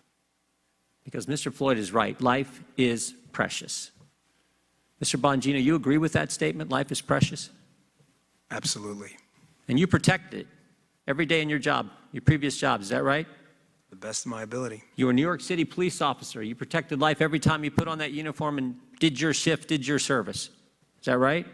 Proudly so. And when you were in the Secret Service, you protected life. You protected some pretty important life. Barack Obama, President Bush. Two presidents of our great country. That's correct. And when you protected that life, you actually risked another precious life. You risked your life. Is that accurate? It's accurate. And officers do that every single day, don't they? 8 hours a day, 5 days a week. Every day. And that is why you have been so strong in your language about this concept of defunding the police, abolishing the police, a policy proposal that is not consistent with the statement made, the best statement made here today by George Floyd's brother, which says life is precious. I think in your testimony earlier you said if police forces are abolished, if police forces are defunded, it's not some, I think you used the word amorphous mass, or we're talking about human beings. We're talking about officers who put on the uniform and go protect our communities. It will put their lives at risk, won't it? There's absolutely no question. And just as importantly, because life is precious, it will put people's life at risk in the communities those law enforcement officers serve. Is that accurate? That is accurate, and anyone supporting this should take an oath today to go to the many funerals of the thousands of black lives, Hispanic lives, and white lives that will unquestionably be lost in the chaos that ensues in depolice streets. You should commit today and raise your right hand to go to those funerals and listen to those crying parents watching their sons and daughters in those caskets. You want to vote for it? Then you go see the consequences of it, because the streets will be chaos. And you can't run away after that. Everyone will know what you did if you choose to go down this road. Let's protect life. Let's recognize exactly what Mr. Floyd said. Life is precious, and let's do that. I yield back, Mr. Chairman. The gentleman yields back. Mr. Swalwell. Mr. Floyd, we know a lot about what happened to your brother because of a citizen's video. But let's say we didn't have the video, just the report. And too often that's what we're left with. And in that report, a statement issued by the Minneapolis Police Department, they said that after Mr. Floyd got out, he physically resisted officers. You've watched that painful video. Did you ever see your brother resist officers? David, you take the chair for a couple of minutes. Yeah, Like, too emotional right now to just talk about a lot. I'd rather just have my attorney. The officers, it also said the officers were able to get the suspect into handcuffs and noted he was suffering medical distress. Mr. Crump, did you ever see that? Other than the distress of an officer's knee on his neck, did you see what was described in the statement released by the Minneapolis Police Department? No, sir, we did not. The video, we saw him face down in handcuffs. It also said at no time were weapons of any type used by anyone involved in this incident. Well, you had a highly trained and experienced police officer using his knee. You would agree that that knee in that case was a weapon. Is that right? Absolutely. For 8 minutes and 46 seconds. A weapon used for 8 minutes and 46 seconds. And too often in our criminal justice system, the deck is stacked against persons of color because of statements that are falsely made in police statements and then put out to the public when there were no cameras, no public footage. And Ms. Gupta, do you believe that the Justice and Policing Act by having a body camera requirement, an independent investigation into misconduct, and a national police misconduct registry could go a long way to make sure that we don't have more false statements? I think the Justice and Policing Act contains several provisions that are really, really important to transforming the culture of policing in America, yes. And I was consulting with an African-American member of my community last week at a church, and he told me something that you said, Mr. Floyd. It sounded identical. He said, I feel safe 2 times during the day. When I wake up in my own home, and when I come home from work to my own home. In between, I drive a nice car that I worked hard for, and people in my community think I stole it. I often see police officers pull up behind me and run my license plate and then drive off because they know I don't have any warrants. What was shocking about that statement was that was a police captain of one of our biggest law enforcement agencies in the Bay Area. If he doesn't feel safe as a police captain, how can people who don't have the resources that he has feel safe? But I want to talk about something else that you mentioned, Mr. Floyd, because we're here because individual tragedies and institutional tragedies continue to persist. And unless we do something now, they'll continue. You talked about the officers there not listening to your brother. On January 1, 2009, in Oakland, California, unarmed Oscar Grant laid on his stomach as an officer shot him in the back. And his last words before he died were, "You shot me. I have a 4-year-old daughter." On July 2014, Eric Gardner in a chokehold in Staten Island, gasping to say, "I can't breathe," before he died. No one on the scene heard him. And your brother, Mr. Floyd, on May 25, a police officer with his knee on his neck, as your brother said, "I can't breathe. I want my mama. I can't breathe." And the officers on that scene did not hear your brother. Because of this tragedy, the world is listening now. What do you want them to hear?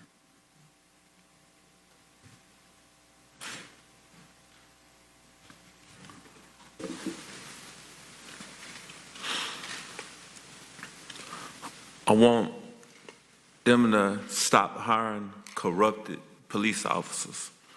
I know it's no way to figure out who's good and who's bad, but we got to find a way, because your heart has to be big if you're an officer. You just can't use the badge to be able to do what you want to do when you want to do it. You're supposed to serve and you're supposed to protect. I didn't see anybody protecting and serving that day when my brother was on his front, on his chest, hands behind his back, pleading, "Please, please, I can't breathe." A grown man, 46 years of age, crying for his mom. Just hurt, just looking all the time. People try to show it to you, figuring it out. They lynched my brother.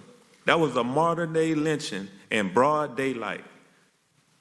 People was out there pleading, "Please, please, get off. He can't breathe, he can't breathe." People were video recording it. Nobody cared. Nobody. My brother, he lost his life before 8 minutes and 46 seconds. He went unconscious. His life was gone. They just dragged his body across that concrete, his lifeless body. Every day, I'm gonna have to live with that. My family's gonna have to live with that. His kids are gonna have to live with that. I just don't know. Right now, I'm happy that we are getting one step closer to justice, but for the time being, I still need time to grieve with my family, because I haven't had that chance yet. Mr. Rushenthaler is recognized for 5 minutes. Thank you, Mr. Chairman. And I just want to say thank you to all the witnesses who came here to testify today. Mr. Floyd, Ms. Underwood Jacobs. It takes an incredible amount of courage to come here and talk about this after losing a loved one. So I know I speak for all my colleagues when I thank you for your willingness to come here and share your stories with this committee. And as Leader McCarthy said earlier today, George and Patrick will not be forgotten. Everyone in this room agrees that police officers who abuse their power must be held accountable for their crimes. But I hope that we can also agree that the vast majority of law enforcement officers choose their line of work because they want to protect their communities. They put themselves in harm's way every single day, and they do it to keep us and America safe. In southwestern Pennsylvania, we've seen firsthand how the selflessness of the police actually saves lives. In 2018, 11 Jewish worshipers were killed by a hateful anti-Semitic madman at the Tree of Life synagogue. The Pittsburgh police and police from around the region ran into open gunfire, and if it were not for their heroic efforts, the tragic loss of life could have been much worse. So that's why I'm incredibly alarmed to hear calls from the left to defund our nation's police departments. And those on the left can try to minimize this, but I just heard my colleague from Arizona go through a litany of statements from those on the left that are calling for defunding and dismantling police departments. I think that if anything, the murder of George Floyd demonstrates the need to invest more in our police departments. We should focus on improving training to promote good police practices.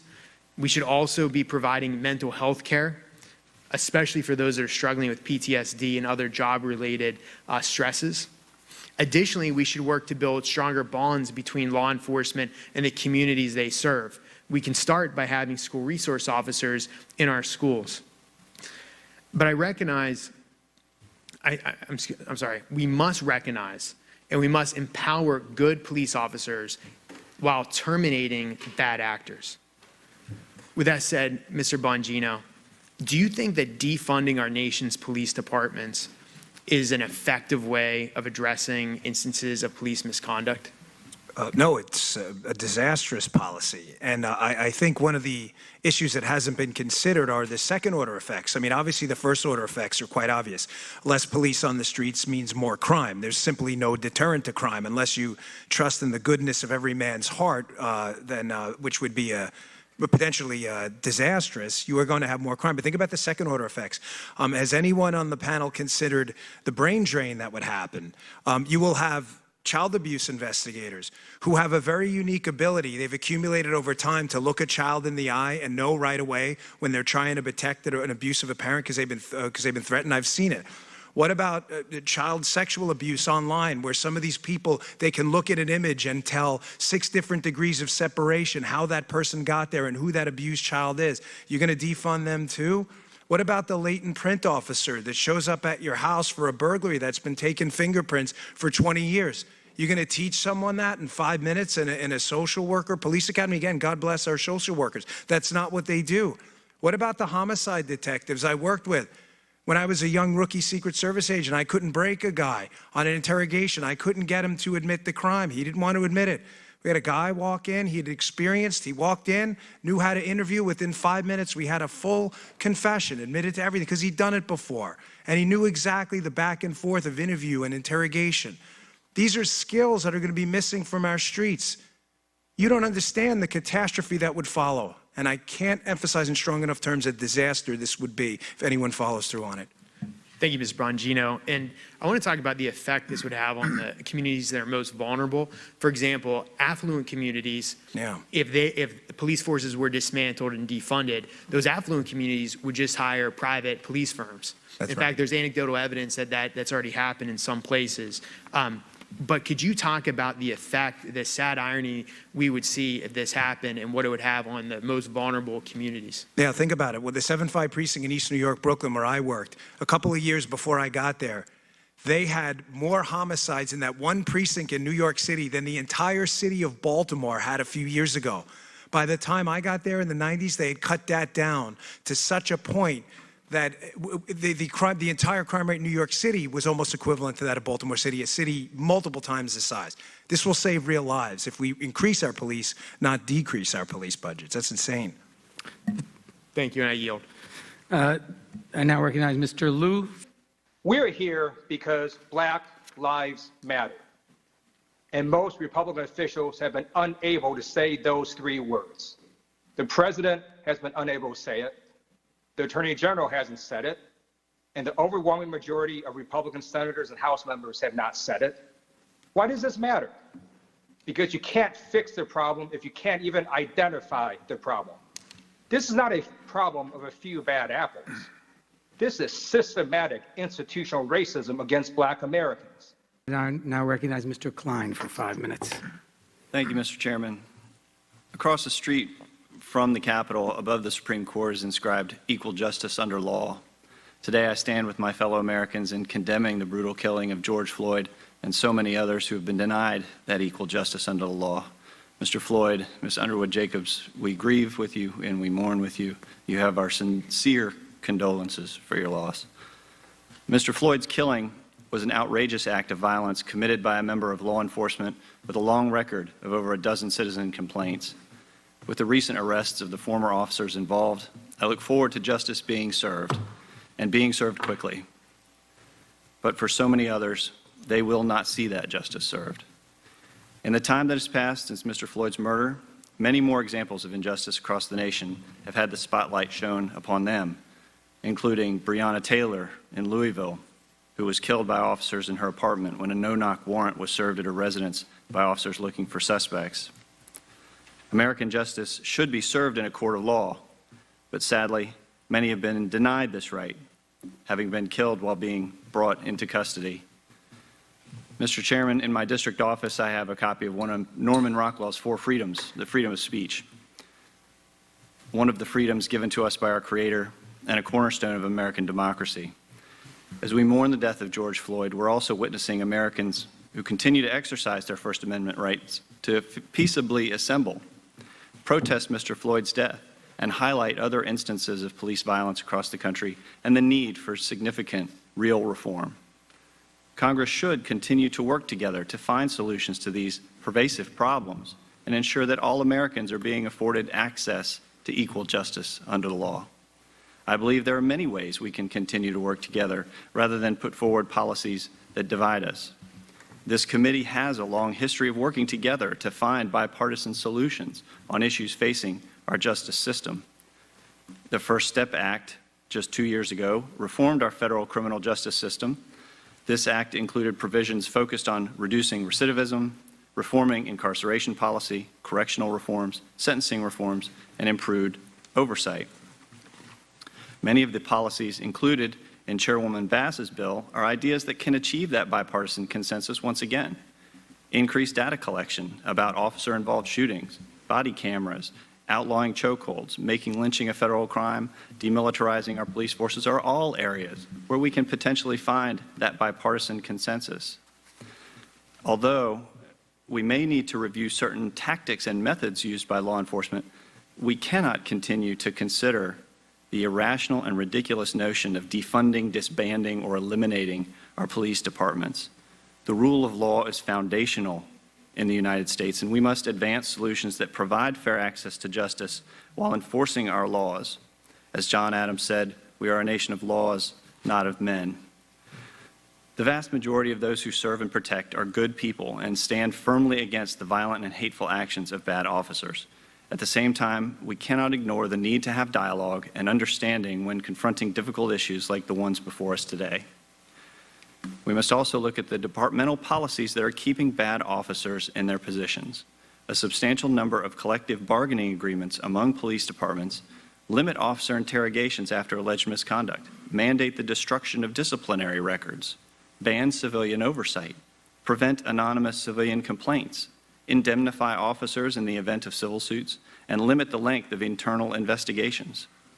Instead of efforts pursued by the majority to expand police unions, we should be limiting the scope of their collective bargaining and ensure that laws already on the books aren't hampered by contracts that they've negotiated, such as the Violent Crime Control and Law Enforcement Act, whose effectiveness has been diluted because DOJ's attempt to reform police departments must work around the terms of collective bargaining agreements. Mr. Floyd, you just said we might not be able to tell the good cops from the bad, but we should be able to keep the bad ones from coming back. This is a time for personal and national reflection on how we can be better neighbors and better citizens of the greatest nation on earth.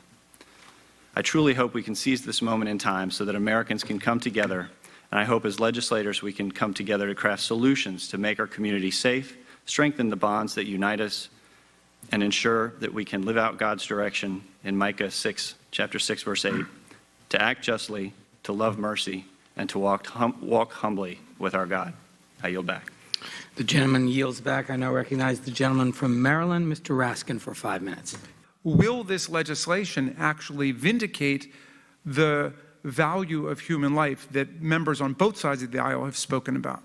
Indeed, Congressman, I was so moved by Mr. Johnson's introduction when he talked about the dignity of every human life. And then we heard Ranking Member Jordan echo Mr. Floyd's heartfelt plea that life is precious. The Justice Act of 2020 reaffirms the sanctity of life. It establishes national standards for when the police can legally kill people and requires officers to employ de-escalation techniques. The Act states that cops can only kill people as a last resort and requires them to try to de-escalate the situation before resorting to deadly force. This is common sense, but it's not the law now. What needs to happen for us to transcend the nightmare of racist violence and injustice that we seem to have been trapped in? Mr. Chairman, I have a unanimous consent request that I would like to propose, if that's all right.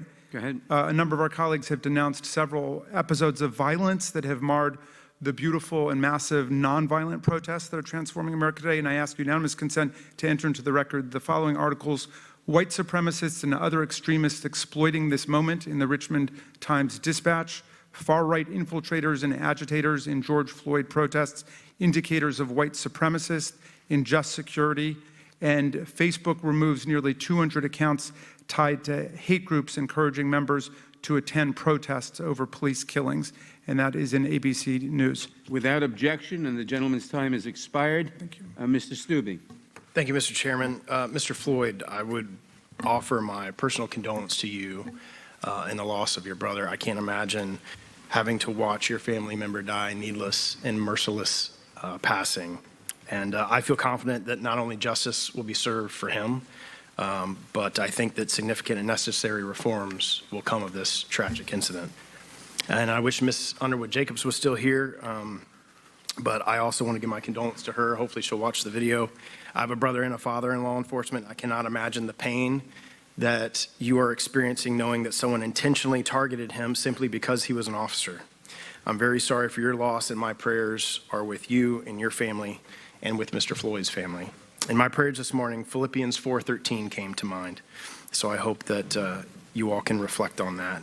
This is a dangerous, dangerous time for law enforcement and their families. Just in the conversation I had with my brother yesterday, he said he had 2 of his deputies quit because all of the issues that they are facing: threats, targeting, being reconned on their homes, their vehicles being looted and broken into at their homes. And speaking of law enforcement officers, I also like to give condolences to the family of the retired police captain, David Dorn, who was fatally shot last week trying to prevent a pawn shop from being looted during what the left is calling a peaceful protest. His life mattered as well, and I commend his service to his community as a law enforcement officer, and wish that there was a member of his family here represented today to give their remarks in his passing.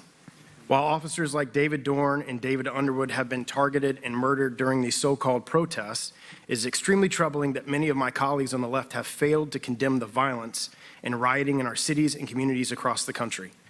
Protests are peaceful. Looting, killing, stealing, destruction, and burning some of the very cities where their leaders just weeks ago were arresting people for violating stay-at-home orders is absolute lawlessness. And the hypocrisy of these leaders arresting those violating stay-at-home orders for, say, going surfing or other activities, gathering in a synagogue with 10 or more people.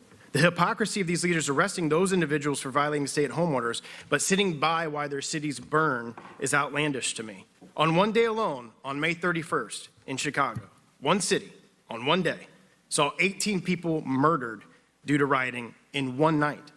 The deadliest day in Chicago in 60 years. There were over 65,000 911 calls. And can you imagine if we abolished the police department, those 65,000 people would be calling and nobody would be there to come to the rescue? That is not America. That is anarchy. And when your leaders talk about disbanding police departments, you are emboldening criminals to continue to commit crime, knowing that there will be no one to stop them. I talked to my brother yesterday, and they had an incident at a Walmart where there were 30 individuals looting the Walmart that my wife and I go to on a pretty regular basis. And they only had 3 officers respond to 30 individuals who had weapons. Well, they're not going to use 3 officers to respond to 30 individuals because of the safety risk incurred to those officers. Those 30 individuals got away. I thought that Pastor Scott had a great statement today in his opening comment. Pastor, you said the prospect of defunding or dismantling our police forces is one of the most unwise, irresponsible proposals made by American politicians. And I would agree. There are issues in this proposal that we can all agree upon. A law against lynching, which I supported in this House passed months ago, which we voted for earlier this year. Ensuring bad cops don't get rehired at different agencies. Absolutely, that's an incredible idea. Reporting use of force in an FBI database. And creating a commission on social status of black men and boys based on a Florida program that I participated in as a Florida senator in the state of Florida. And I was proud to be a part of that program. But there are proposals in this bill that are extremely dangerous for those who protect our communities. Removing qualified immunity is only a protection if officers follow their training and protocols. If they don't follow their training and protocols, they don't get to use the immunity because it's qualified. If officers don't have qualified immunity to follow their training and protocols, I don't know a single person who would want to become a law enforcement officer in today's world, knowing that they may or may not be able to use the training and protocols that they were used to be able to apprehend a suspect who is not complying with them. But maybe that's the goal of the majority, to get less and less people to join our law enforcement offices. One quick point in the little time I have left is military equipment, or as Mr. Raskin calls it, the militarization of our police departments. They use bulletproof vests and bulletproof shields to protect our officers who protect our communities. By stripping them of that ability and stripping them of their ability to use weapons to protect themselves is a dangerous, dangerous path to go down. And I don't think that our country supports that. And Mr. Floyd, I think, said it best.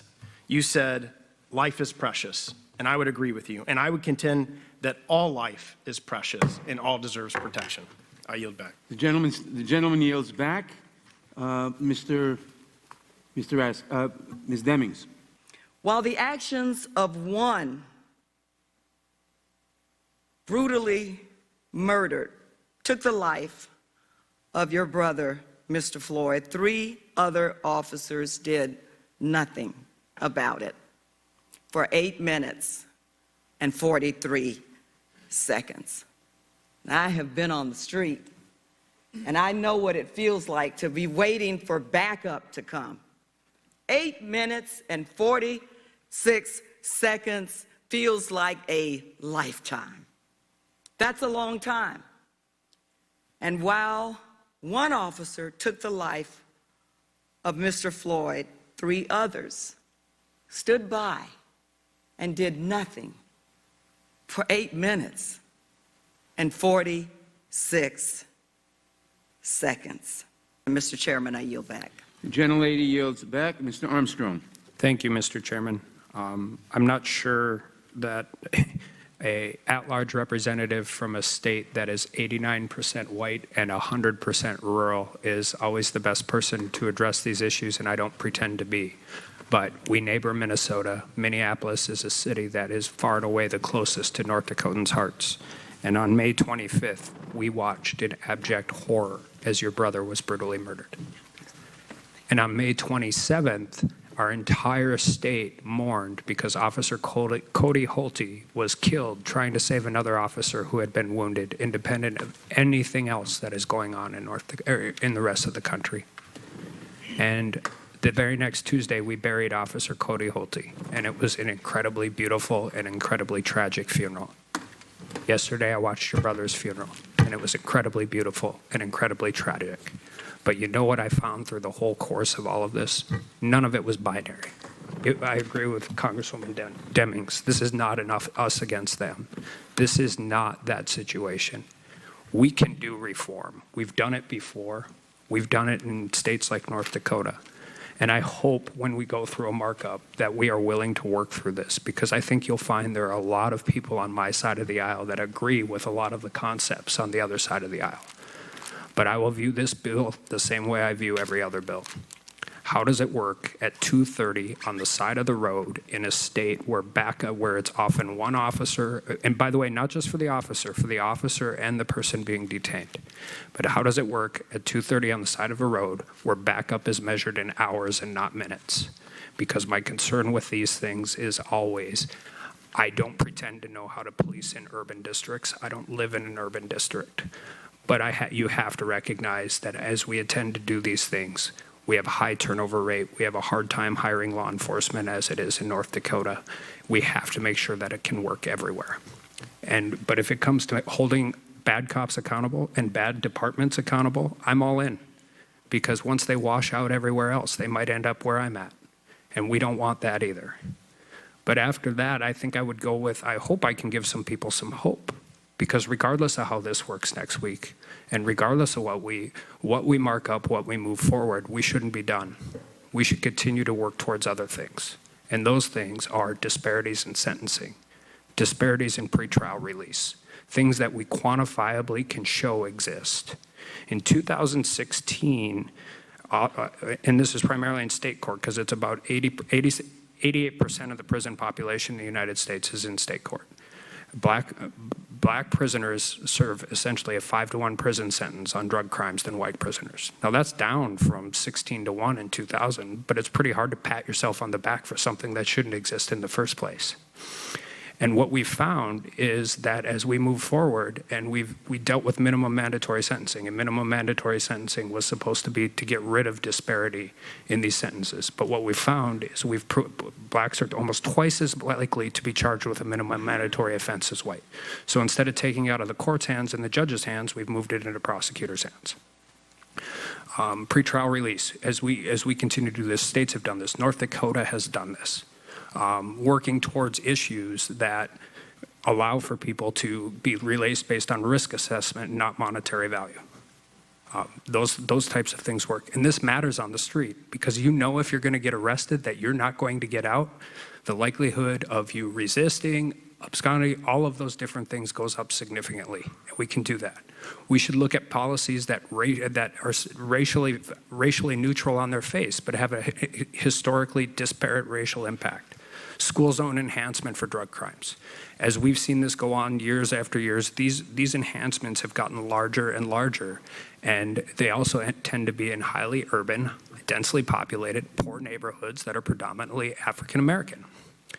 Those enhancements need reform. We need to look at those things. And those are things we can continue to do, and I will continue to do with everybody on the other side of the aisle. And my point to this is not to deflect. We've heard all of these different things today, but I want my friends on the other side of the aisle to know that we can do this. And I know we can do it because we did it in North Dakota. And if we can do it in North Dakota, we can do it absolutely anywhere. But it takes working with each other, and it takes working with each other on both sides of the aisle. So no matter how we move forward on this and continue to work, I want you all to know there are people on our side of the aisle that are committed to working on these issues that will have real positive impact for people all across this country. And it's not just about what we have going on now, it's how we continue to work in the future. So reach out, ask us, we're here to help. Thank you all. The gentleman yields back. Mr. Correa. The ACLU has said African Americans are almost 4 times more likely to be arrested for cannabis possession. For Washington, D.C., you have stated that African Americans are about 50% of those that use cannabis, yet they account for 90% of the people who are charged with marijuana crimes. Is that correct, sir? Yes, sir. How do you think the legalization of cannabis will help with social justice in this nation? We think it would help create equal justice under the law. We know that for drug crimes, African Americans don't disproportionately commit those crimes. National Institute of Health says that we don't disproportionately possess drugs. Most people report buying drugs from someone of their own race. Thank you very much. Mr. Chair, I yield. The gentleman yields back. Ms. Scanlon. Thank you. We're here to listen and to confront the harsh truths about racism in our country and the law enforcement practices that for too long have allowed police violence against communities of color and especially Black individuals. Centuries of systemic racism and inaction have resulted in a justice system that harms Black communities and policing practices that disproportionately kill Black Americans. This is unacceptable. We must change. America must change. And Americans have taken to the streets in peaceful protest all across this great nation, in big cities and small towns, to demand that change. We are witnessing a long overdue moral reckoning in our country, and each of us must examine how to be agents of that change, because we have a lot of work to do. Change must come at the local, state, and federal level. Just as cities and states are reckoning with ways to protect communities and hold law enforcement accountable, Congress must do the same. It looks like my time has expired, so I yield back. Thank you. The gentlelady yields back. Ms. Garcia. I stand with my colleagues in the Congressional Black Caucus as we demand for America to live up to its values. We can no longer continue living in America that says, during the Pledge of Allegiance, justice for all, but then not actually guarantee justice for all. We must put an end to police brutality, racial profiling, white supremacy, and racism in America. I did have a question for Mr. Crump and Ms. Gupta, but I'll submit them in writing. Ms. McBath. Thank you, Mr. Chair. I want to say to you, Mr. Floyd, and also to Ms. Underwood Jacobs, I offer you my deepest condolences, because I know exactly how you feel. I know your pain. I can't sit here and say, I can only imagine. I know what you are going through. And Mr. Floyd, I was so grateful to be able to go to your brother's funeral in Fayetteville, North Carolina. And I am so sorry that you are here testifying over the loss of your brother. We come to this hearing today as a result of deep, morally painful wounds and events that happen in this country again and again and again. I know that my time is going to be up, so I'm going to just ask one very quick question. Professor Butler, very briefly, do you think a commission that I have been working on, a commission that would study the social determinants and the effects of young Black men and boys in this country, do you believe that that would be justified in creating research and data for this very legislation that we're talking about today?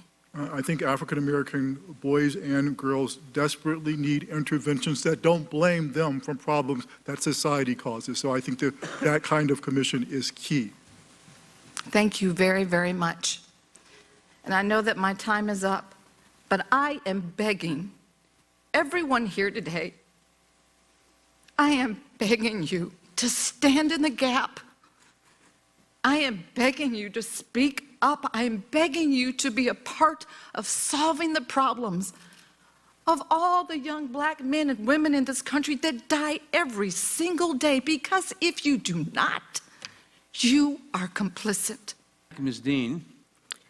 If anybody has a doubt as to systemic racism in this country, as to inequality based on race in this country, you can look no further than between me and my friend and colleague, Ms. McBath.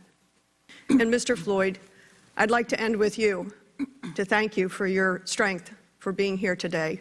We can't imagine the exhaustion, the fatigue, the grief. But we are here with you, and the world supports you. I hope that offers you some consolation.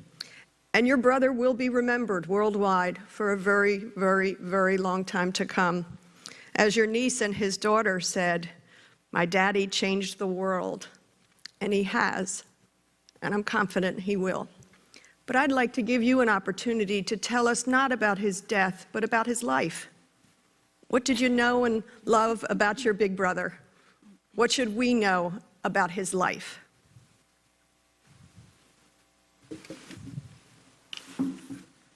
He was a role model for me and a lot of guys coming out the neighborhood because he was the first one to get a scholarship. We all wanted scholarships, and he was the first one because it was just hard. You had to get either academic scholarship or you would get one playing sports. But he had got him a scholarship, and it made everybody else feel like they can get one too. He was a talented athlete. Yes, And ma'am. I think he was a coach to people, wasn't he? Yes, ma'am. He was the coach. It's just so much about him. Talking with Cyril, I don't know if y'all know him, but anyway. He talked to a lot of kids. He went to a lot of different places, met a lot of people. He went to China, played with Yao Ming, against Yao Ming. He did a lot of different things, and he come back and he share information with us. And it was excited to see him every time because he showed us so much, just a big gentle giant. And he took us to a lot of places. We went to Orlando, went down there and watched the basketball games. He had a lot of friends as athletes, and we just vibed, and he showed us that there's other places in life besides being in the neighborhood. Thank you, Mr. Chairman, and thank you, Mr. Floyd. I see my time has expired. Yes, ma'am. Thank you so much, Mr. Chairman. I want to start my 5 minutes with a video that I came across, and it really struck a chord. This happened in Miami. The women in the video were worried. They had been threatened by a neighbor who had a shotgun and was making racist slurs. They called 911 for safety and for protection. Instead, they were met with force. I have to be corrected when my life was just threatened and my daughter's sick. I just want to go to the store and charge my phone. Please stop. She didn't even do nothing. Touch me. Do not touch me. Do not touch me. What do the not record heck? this. I Do not touch am. me. What the? Why are you doing that? Why are you doing that? Why are you doing that? Do not touch me. She's not doing nothing. I wanted to call my kids. I just said I wanted to call my kids. My phone is dead. What do you not understand? I got a gun pointed in front of me, and my kids is sick. I'm stressed out. I need to go call my children. Conduct like this is never acceptable. The woman was unarmed. She called 911 because she felt threatened. She called 911 hoping that police officers would come to protect her. And instead, you saw those images.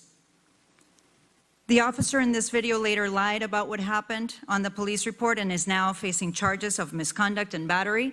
Let me tell you, this happened only 2 months ago. There was no reason to subject someone to excessive force because of the color of their skin.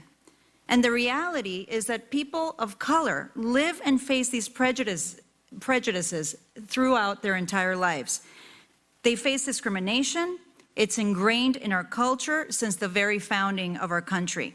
And we have to confront this crisis head on. But we have to start by accepting that there is racial bias in our police system. We have to accept that. I continue to hear from members of this administration that there's no racism, that there's no racial bias. And that is not true. Racism is systemic, and we have to hold our police departments accountable and demand transparency. Thank you so much for joining us today. Losing someone in a violent manner and having footage of that has to be the most devastating way of losing someone. So I share with all my colleagues here today my deepest condolences to you and the family, and we're here for anything that you need. Thank you, Mr. Chairman. I yield back. The gentlelady yields back. Mrs. Cicilline. Thank you, Mr. Chairman. And I hope you recognize, Mr. Floyd, that the brutal murder of your brother has awakened the conscience of this country. And it has resulted in people all across America raising their voices and demanding an end to racial injustice, an end to police brutality, particularly against Black Americans and other communities of color. The tragedy is these are not new problems that we're experiencing. Your brother's death is only the most recent example of ugly racism and police brutality that have been a stain on the soul of this nation since our founding. I have a unanimous consent request. I ask unanimous consent that an article entitled, "It's Official, the Trump Administration Will Pull Back from Investigating Police Abuses," be made part of the record. Without objection. Another article entitled, "The Trump Administration Gave Up on Federal Oversight of Police Agencies Just as It Was Starting to Work." Without objection. And a final article entitled, "Trump and Session Released Cops from Federal Oversight. Now we see the results." That concludes today's hearing. Without objection, all members will have 5 legislative days to submit additional written questions for the witnesses or additional materials for the record. Without objection, the hearing is adjourned.